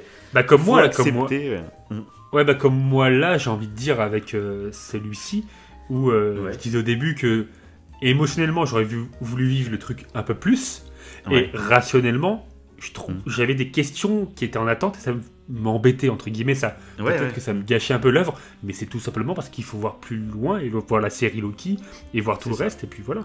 Et du coup, après ça, on va te sortir la fameuse phrase, ah ouais, mais c'est complètement débile, un film se doit de se suffire à lui-même. Donc ça, moi, je ne comprends absolument pas d'où c'est écrit dans les textes sacrés du cinéma. Ça, c'était pareil, tu sais, pour la postologie de Star Wars, où quand Star Wars 7 est sorti, il y en a qui disaient, mais c'est complètement con, il y a plein de questions qui restent en mystère. Oui, c'est une trilogie, donc oui, t'auras pas toutes les réponses. Tu sais, ça gueulait, d'où elle a des pouvoirs comme ça, c'est complètement incohérent. Je fais, oui, mais c'est une trilogie, il y aura des explications plus tard, calme-toi. Et là, alors là, c'est encore pire avec le Marvel Cinematic Universe. Donc là, oui. Alors tu peux, toi, penser qu'un film doit se suffire à lui-même, mais tu le sais, quand tu vas voir un film du MCU, non, c'est pas comme ça là que ça marche. Donc tu le sais. Après, va pas voir le film si ça ne te convient pas, mais là, c'est comme ça. Et moi, je trouve que si t'adhères au truc, après, en fait, ça devient vraiment cool, quoi. Et puis pour revenir à Tante May, c'est très fort, du coup, de faire ça, parce que moi, ça casse un peu comment dire, la surprise qu'on pourrait avoir. S'il y avait un oncle Ben, on serait dit, bon, il va mourir à un moment donné. Oui, voilà, mais exactement. Et voilà. Exactement. Et du coup, vu qu'il y a elle, ça change tout des Spider-Man qu'on a l'habitude, mais au moins, on a la surprise. Et c'est ça qui est cool. Exactement. Là, c'est surprenant. Et puis en plus, moi, ça a marché. Hein. Ça a marché. Moi aussi. Comme je dis, je pensais pas qu'elle allait mourir. On en avait parlé dans l'émission d'avant sur nos théories. On pensait qu'il allait avoir un mort, parce que je t'avais dit, moi, je sentais que ça allait être le film qui allait faire basculer dans la trilogie adulte. Donc je savais qu'il allait se passer. Et je disais que la bande-annonce nous teasait la mort d'MJ, comme on la voyait tomber dans le vide. Mais je pensais pas. Et du coup, j'avais parlé un peu de soit Tante May, soit Ned, ou soit donc Happy. Et je pensais plus que ça allait être Happy, donc qui est joué par Jon Favreau. Je m'étais dit, voilà, peut-être que ça allait être un délire comme ça, bref. Et en fait, pas du tout. Et j'étais très satisfait, moi. Pareillement. Et en plus, on a failli perdre Tobey Maguire. Parce qu'il se prend mais alors là, mais ça, pareil, moi j'adore. Ça s'est joué. Moi aussi. C'est énorme. Moi, je te jure, au moment où il s'est pris le coup de couteau, mais ça, pareil. Quand tu le vois tout seul à ta télé, en fait, c'est différent. Même maintenant qu'on sait qu'il meurt pas à la fin. Ouais, c'est trop rapide. Plus pareil. Toi, c'est fini. C'était juste sur le moment. Mais ça, c'est vraiment une scène qui est faite. Allez, on va faire réagir la salle à leur premier visionnage. Ça a marché. Et ça a marché de ouf. Moi, quand ils ont fait ça, j'ai fait, oh non. Ils ont pas osé faire ça. Et en plus, sur le coup, parce que là, c'est pareil, c'est que tu réfléchis à plein de trucs dans ta tête au même moment. Moi, je me suis dit, Tobey, moi, je me disais, Tobey, ça me paraît compliqué. Il a quand même vieilli et tout. Ça me paraît plus compliqué de le revoir dans un film tout seul. C'est lui qui joue Spider-Man tout seul. Ça me paraît compliqué. Contrairement à Andrew Garfield. Et sur le coup, je me suis dit, en fait, c'est ça, c'est qu'Andrew Garfield, ils vont faire des films avec lui derrière. Mais Tobey, lui, il a accepté de venir pour les fans, pour faire un adieu. Mais lui, il va mourir. Et sur le coup, je me suis vraiment dit ça. Je me suis dit, les cons, ils ont osé le tuer, mais en même temps, fallait qu'il conclue l'arc, on va dire, Tobey Maguire comme ça, en le tuant, parce que lui, il reviendrait pas derrière dans d'autres films. Sur le coup, c'est ce que je me suis dit, donc je me suis dit, non, ils vont vraiment le tuer, quoi. Et bon, au final, ça finit avec une petite blague, genre... J'adore quand ils se tiennent l'un sur l'épaule de l'autre, là. Et qu'il parle à Tom Holland se barre et tout, et puis t'as Andrew qui lui fait t'as mal, hein, et l'autre il fait t'imagines même pas. C'est aussi cette vanne, elle a bien marché. Ouais. À ce moment-là, mes pensées ont quand même fusé parce que quand il y a quand même un petit temps de latence, enfin j'ai l'impression que c'était assez long, quand Tobey Maguire retient Tom Holland, et je me suis dit putain, mais ils vont se foutre sur la gueule. Je me suis dit ils vont se frapper. Ouais. Et on en avait parlé. Ouais, ça aurait été quand même un peu là pour le coup, très rapide peut-être. Enfin plus comme un grand frère qui essaye de calmer son petit frère. C'est ça. Peut-être pas une vraie baston, tu sais, où ils se foutent des vrais. Pas une vraie baston. Ouais. Genre mais il le retient parce que on sait que Tom Holland là il doit avoir une haine énorme. Et pareil, la scène de baston avec le bouffon vert, je la trouve très très très cool. Oui. Elle est très violente, très dark. Bien sûr, ouais. Je la trouve très très cool cette baston. Ça pareil, ça fait partie des scènes j'ai beaucoup qui sont assez marquantes. Et puis Tom Holland, chapeau, le mec a un sang-froid quand même assez énorme, parce qu'il se venge pas. Et en plus, là, en plus, vas-y. Il a peut-être viré dans le prochain épisode, hein, tu me diras. Là, tout le monde l'a oublié. Putain, c'est horrible. Ça va être intéressant pour la suite, parce que les gens se rappellent de Spider-Man, mais en gros, c'est comme si on connaît que Spider-Man, on sait absolument pas qui c'est qui est derrière. Donc c'est vrai, ça va être assez intéressant. Et même, ça va être intéressant au niveau narration de comprendre... Parce que tu vois, genre, il croise Happy après devant la tombe de Tante May, et Happy se souvient de Spider-Man, il sait qu'il a rencontré Tante May par rapport à Spider-Man, etc. Mais il se rappelle plus de Peter Parker, tu vois. Donc c'est comme s'il avait vu que Spider-Man masqué, il ne sait pas. Donc ça va être intéressant de voir comment ils vont raccrocher ça après aux Avengers, tout ça, quoi. Comment ça se passait. Parce que du coup, on sait que Spider-Man a aidé dans Civil War ou dans Avengers Endgame et tout. Mais du coup, on ne sait pas que c'est Peter Parker, tu vois. Donc ça va être assez intéressant et tout. Puis surtout, ça nous tease vraiment là, la deuxième trilo, c'est le Spider-Man qu'on... Il va sombrer, moi, je te le dis. Il va voir qu'il va pas récupérer MJ, il va tomber sur Venom, et ça va partir en couille. Spider-Man 3. Moi, ce que je pense, c'était, on en avait parlé au niveau des contrats, etc., que Zendaya, elle est en train d'exploser totalement, l'actrice donc, qui joue MJ. Et moi, je me questionne sur le fait, est-ce qu'elle sera là, même avec Ned, dans la deuxième trilogie. Parce que là, la fin, comme il dit, la fin, pour moi, il décide de sacrifier un peu sa vie personnelle, parce qu'il se rend compte qu'elle est blessée à la tête et que c'est à cause de lui. Et il se dit, en fait, je leur même si il regrette très touchant en ce moment. Ouais, ça, il regrette pas d'avoir découvert qu'il est Spider-Man, et que lui, il prenait son plaisir de partager ça avec ses amis. Mais en fait, il se rend compte qu'en fait, il leur a tiré que des emmerdes. Et je trouve que c'est un choix très... mais c'est le choix de Spider-Man, ça on le sait. C'est pour ça qu'on avait besoin de la mort de l'oncle Ben avant, parce que l'oncle Ben, c'est ce qui faisait qu'il était Spider-Man. Il avait du mal avec sa vie personnelle et sa vie de super-héros, parce qu'il y avait ça. Et là, c'est vrai que directement, il sortait avec MJ, on se demandait où ça allait, Tom Holland. Et du coup, là, ils ont bien réussi, parce que là, on part vraiment sur le Spider-Man. En plus, t'as vu, il quitte, comme personne sait que c'est Peter Parker, du coup, il a pu accès à la technologie Stark. Donc, il a pu cette tenue ultra sophistiquée. Et il repart avec une tenue qu'il s'est fabriquée lui-même. Et donc, vraiment, le Spider-Man qu'on connaît, qui bricole lui-même ses toiles, c'est vraiment dans son petit appart où on lui demande, t'as vu, le loyer. Donc, ça, grosse référence à Spider-Man 2 avec le mec qui demande son loyer et tout. Et donc là, on va retrouver, normalement, dans la deuxième trio de Holland, on va vraiment retrouver le Spider-Man jeune adulte, qui sera peut-être livreur de pizza ou photographe pour le Daily Bugle, tu vois, ça va vraiment être le Spider-Man qu'on connaît, finalement. Et du coup, moi, je trouve que c'est très intéressant d'avoir eu une première trilo sur son adolescence, et c'est ce qu'on avait déjà dit, de toute façon, que moi, je trouve que c'est plutôt cool, en fait, sur le long terme, je trouve ça très cool comme développement. Si on l'avait eu comme ça dès le début, on aurait peut-être plus kiffé la trilo que là, ce qu'on a eu pour Tom Holland, c'est sûr. Mais du coup, en fait, niveau évolution du personnage, si on place dans le temps, en fait, ça aurait été compliqué de le faire évoluer, quoi. Non, si l'évolution il faut faire monter doucement le truc pour vraiment kiffer. C'est ça qu'il faut faire. Je pense que c'est le mieux. Mais en plus, c'est intéressant parce que du coup, on a Tobey Maguire qui, lui, est avec Mary Jane. Ça se passe très bien. C'est un peu l'univers rêvé. L'univers un peu... t'ouvres une petite bouteille, j'ai l'impression. C'est de l'eau, hein, c'est de l'eau. Moi aussi, je vais me servir là. Je vais me servir un petit peu d'eau. Et on a Andrew Garfield qui, lui, c'est l'inverse. C'est vraiment dramatique. Il a perdu il est toujours MJ. Célibataire. Il a pas perdu MJ, il a perdu Gwen. Il a perdu Gwen. Oui, Gwen, pardon, ouais. Et du coup, il est célibataire. Et Tom Holland, t'as l'impression que du coup, lui, avec...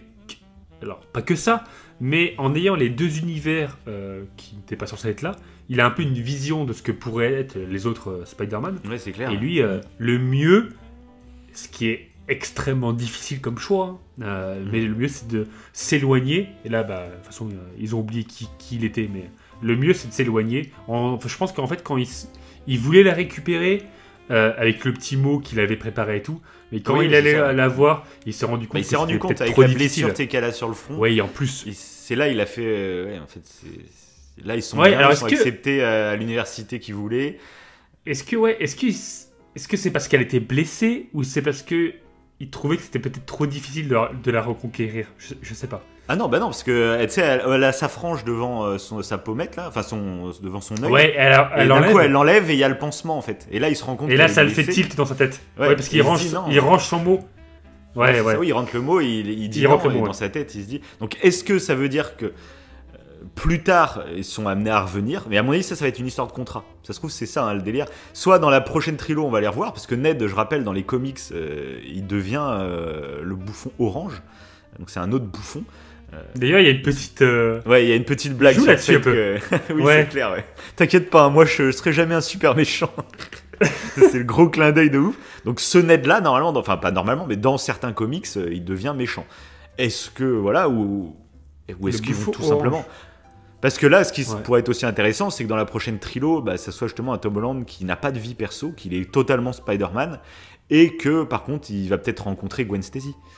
Parce que de toute façon, dans les comics Spider-Man, c'est ces deux amours, c'est Mary Jane et Gwen Stacy. Et généralement, dans les comics, en fait, son premier amour, il va le perdre. Donc, soit Gwen Stacy, soit Mary Jane. Il y en a une des deux qui va mourir. Et c'est là qu'il se rend compte vraiment de la difficulté d'être un super-héros et d'avoir une vie perso, etc. Mais après, il retombe amoureux donc d'une des deux, mais celle qui n'est pas morte en première, tu vois. Mais du coup, il affronte une vie de couple différemment, en essayant vraiment, là, il est conscient des dangers que ça représente. Et du coup, ça peut être intéressant d'avoir un nouveau flirt avec une nouvelle... Ou c'est peut-être Gwen Spider-Man. Ah oui, parce que ça, c'est pensé celle-ci. Non, mais si, parce que ça, c'est vrai que ça se pourrait, pareil, ça dépend un peu le contrat qu'ils ont signé entre Sony et Marvel. Qu'est-ce qu'ils ont signé contre contrat? Parce que là, ils sont en train de faire les méchants du Spider-Verse. Je me reprends, Spider-Gwen, parce que Gwen Spider-Man, ça n'existe pas. Mais oui, mais ça pourrait être possible que je sais pas s'ils peuvent, en fait, dans le contrat. Parce que là, ils font les super méchants, mais est-ce qu'ils vont pouvoir faire d'autres super gentils? Mais par exemple, est-ce qu'ils peuvent faire Miles? Je suis même pas sûr. Pourquoi ils le feraient pas? Parce qu'ils font des références aussi à Miles. C'est Electro qui dit. Il n'y a pas un Spider-Man noir dans un autre univers. Non, mais c'est clair. Ouais, c'est ça. Mais à mon avis, c'est des histoires de contrat, ça. Parce que sinon, Sony, ça fait longtemps qu'ils auraient fait leur propre film Miles Morales, j'imagine, s'ils peuvent pas utiliser Spider-Man. Donc je sais pas où ça en est, mais à mon avis, on va là-dedans. Donc ça soit. Est-ce qu'ils vont faire des films avec Tobey et Andrew? Tobey, j'ai plus de doutes. Andrew, je pourrais y croire, mais est-ce qu'ils vont pas tout simplement partir, sur une Spider-Woman ou sur un Miles? Je ne sais pas. Je sais pas, les contrats, l'avenir nous le dira, quoi. Mais je pense que s'ils commencent à créer un Spider-Verse avec les méchants, c'est que à terme, le but, c'est qu'il y ait des Spider-Man ou des Spider-Woman ou je sais pas qui débarquent aussi, quoi. D'ailleurs, c'est le Spider-Man, l'animé de Miles Morales, que j'ai envie de me revoir, du coup. Il y a le teaser du 2 qui était très bien, en plus. Qui annonce très lourd. Déjà que niveau artistique, il était très lourd le premier là. Il va voyager d'univers en univers et chaque design artistique changera dans tel univers. Ça va être. Non, mais c'était intéressant ça. Ça nous lançait déjà dans le principe du multivers. Ah bah c'est clair. Ouais. Donc c'était même un premier test un peu. C'est un peu le premier test pour voir comment le grand public l'accueillait, quoi. Oui, après avec Mysterio, on nous faisait croire qu'il venait d'un autre univers et tout. Ça, c'était pas mal aussi. C'était bien. C'était bien. Non, je suis vraiment en train de kiffer, moi, Tom Holland, en tant que Spider-Man. Alors, pour conclure un peu l'émission, j'aimerais bien qu'on fasse un peu un petit classement donc de nos... déjà des films, où c'est qu'on en est un peu dans le classement, et je te jure, j'ai vraiment eu du mal, là. Et aussi nos Spider-Man. C'est difficile. Donc, dans les 3 Spider-Man, si tu devais faire un ordre, bon, c'est à peu près logique, j'imagine. pour toi. T'as pas revu les The Amazing? Eh ben, c'est difficile. Ouais. C'est difficile, ouais. Bon, évidemment, je vais mettre Andrew Garfield en dernier. Voilà, c'est ce que je pensais que c'était sûr, parce que voilà. Ça, c'est normal. Même si peut-être que je pourrais éventuellement tu vas peut-être changer d'avis bientôt. Voilà. C'est vrai, c'est ça qui est intéressant. Ouais. Parce que j'aime beaucoup, j'ai beaucoup aimé de toute façon dans cet opus-là. Et en plus, si on le voit prochainement, on ne sait pas. Hein, oui, c'est clair. Pas. Et après, et ben maintenant, je commence à avoir du mal à choisir entre les deux. Pour le moment, je pense que Tobey Maguire va rester devant. Ce sera le premier, et du coup, en deuxième, Tom Holland. Mais Tom Holland, il est en train de monter. Il est en train de monter, clairement là. Ouais. Ah ouais, mais j'aime beaucoup. J'aime beaucoup comment il est. De toute façon, il est. Tobey Maguire, en tant qu'acteur, était déjà plus vieux que Tom Holland. Et je trouve que ça oui, là, c'est vraiment tout très, ce qu'on a dit. Jeune, ouais, et du coup. J'aime bien, je trouve que le personnage est super intéressant. Je suis curieux de savoir ce qu'il va devenir, vu les choix qu'il fait, qui sont. Même là, moi, je suis pressé de le découvrir en mode jeune adulte. Je suis pressé de le découvrir dans ce mode-là, avec un petit job, avec une galère. Toi, il va galérer. Moi, pour le moment, mon classement. Il a très bien joué. Dans cet opus. Non, c'est un très bon acteur. C'est un très bon acteur, il n'y a pas de souci. Très émouvant. Pour les trois, globalement, moi, je les adore. Moi, je laisserai pour le moment encore Tobey devant parce que c'est l'enfance. Donc c'est même, je pense, que ça sera. Il y a un côté Madeleine de Proust de toute façon. Oui, c'est ça, c'est ça. Mais je l'assume totalement, tu vois. Et par contre, du coup, je mettrai Andrew Garfield moi en deuxième maintenant. Ok. Mais grâce à sa perf de Spider-Man plus que Peter Parker pour le coup. Je trouve que son Spider-Man, je pense que son Spider-Man, c'est mon préféré. Dans les mimiques, je trouve, tu verras dans The Amazing, je trouve il a des façons de se déplacer, des mimiques, il est très expressif. T'es pas objectif, c'est son doubleur. Aussi, non mais totalement, aussi Donald Renew, j'adore. et du coup, son Spider-Man, je le trouve un peu hip-hop en fait. C'est peut-être plus Miles maintenant qui a ce côté un peu hip-hop. Mais je trouve dans The Amazing, c'est un Spider-Man un peu hip-hop déjà. Il fait un peu des mouvements, genre quand il va se battre, tu sais, il se chauffe, il fait des petits étirements de boxeur, trucs comme ça, tu vois. Et ça me fait kiffer en fait. C'est le genre de Spider-Man que je kiffe, qui est un peu hip-hop finalement, et que j'aime beaucoup. Et du coup, je le mettrai en deuxième pour le moment, mais comme toi, en fait, Tom Holland, quand j'ai vu Homecoming, j'ai pas du tout aimé. Quand j'ai vu Far From Home après les Endgame et Infinity War, j'ai commencé à comprendre là où il voulait en venir avec cette première trilo Teenager Movie. Donc du coup, je l'ai mieux accepté et au lieu comme j'avais dit, au lieu de m'incarner en lui, je le voyais plus comme un petit frère. Et du coup, j'ai commencé à l'apprécier grâce à ça parce que je m'imaginais pas à sa place, mais je le voyais comme un petit frère et du coup, je kiffais aussi ce genre de sentiment, tu vois. Mais pour le moment, il reste troisième.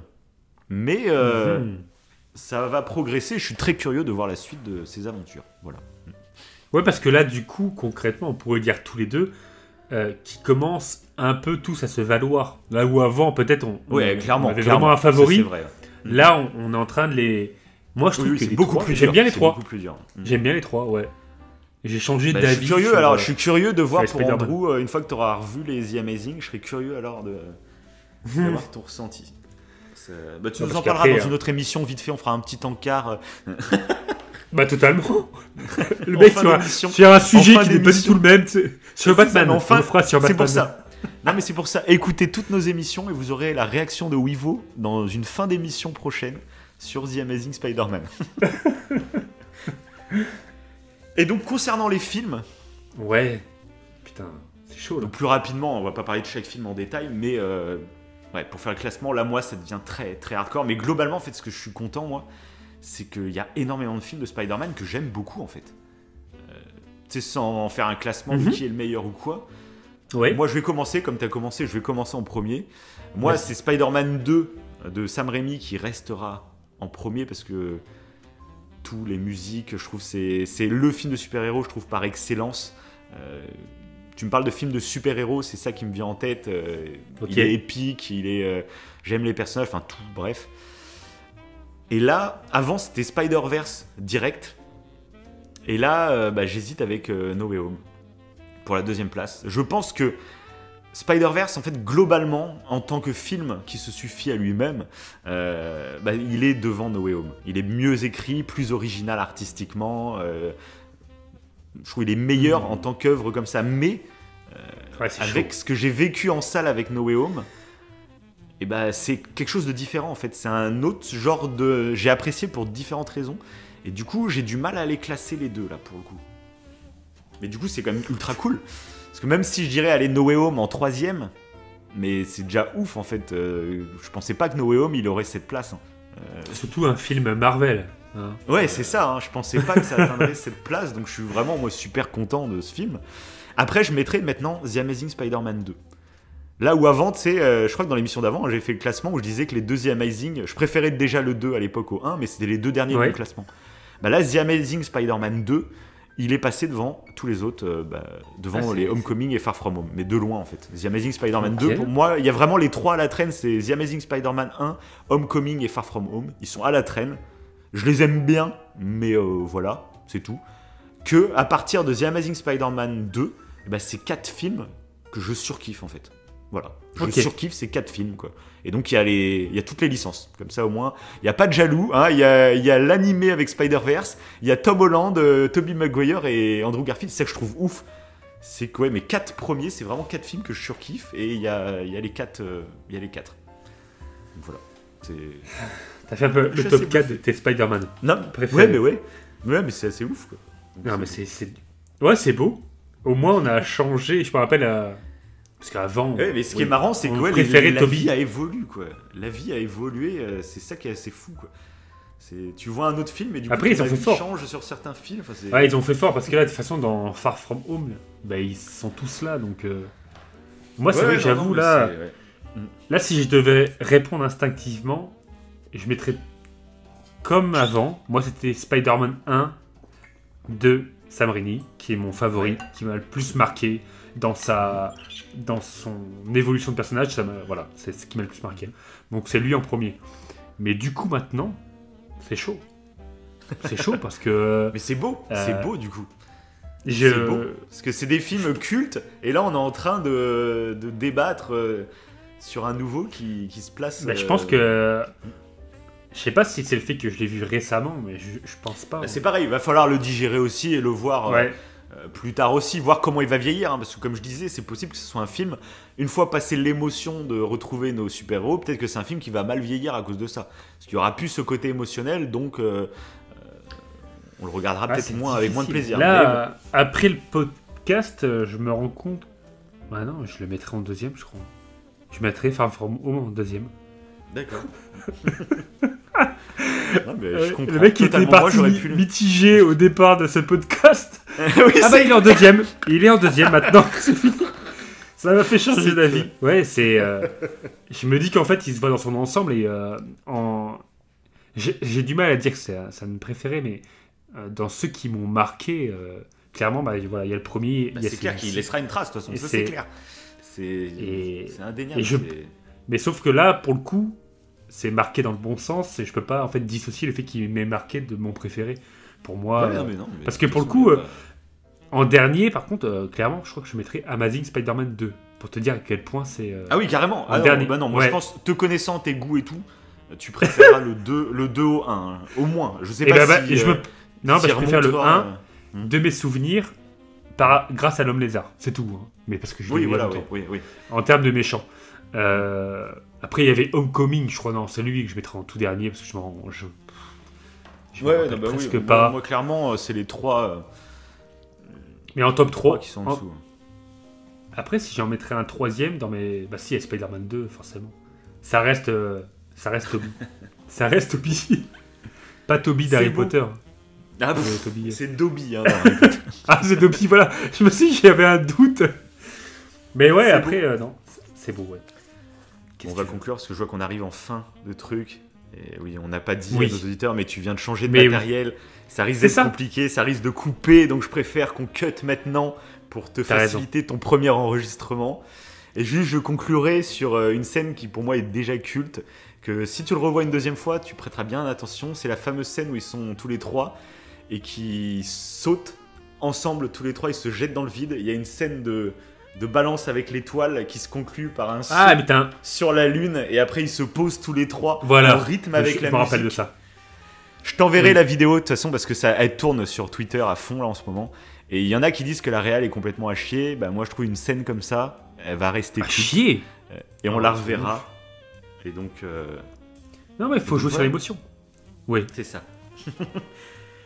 Et bah sur ce. On a tout dit. Voilà, lâchez-nous vos avis aussi, vos commentaires, si vous pensez qu'on a tort sur certains trucs ou pas, n'hésitez pas à nous le dire, à débattre, parce que c'est des sujets qu'on kiffe débattre. Donc voilà. C'est beau. Et bonne soirée à tout le monde, passez de bonnes fêtes à ceux qui nous écoutent à la sortie du podcast. Oui. Et bonne année 2022 et la prochaine émission risque de vous faire plaisir. Voilà, j'en dirai pas plus. Et bon Noël.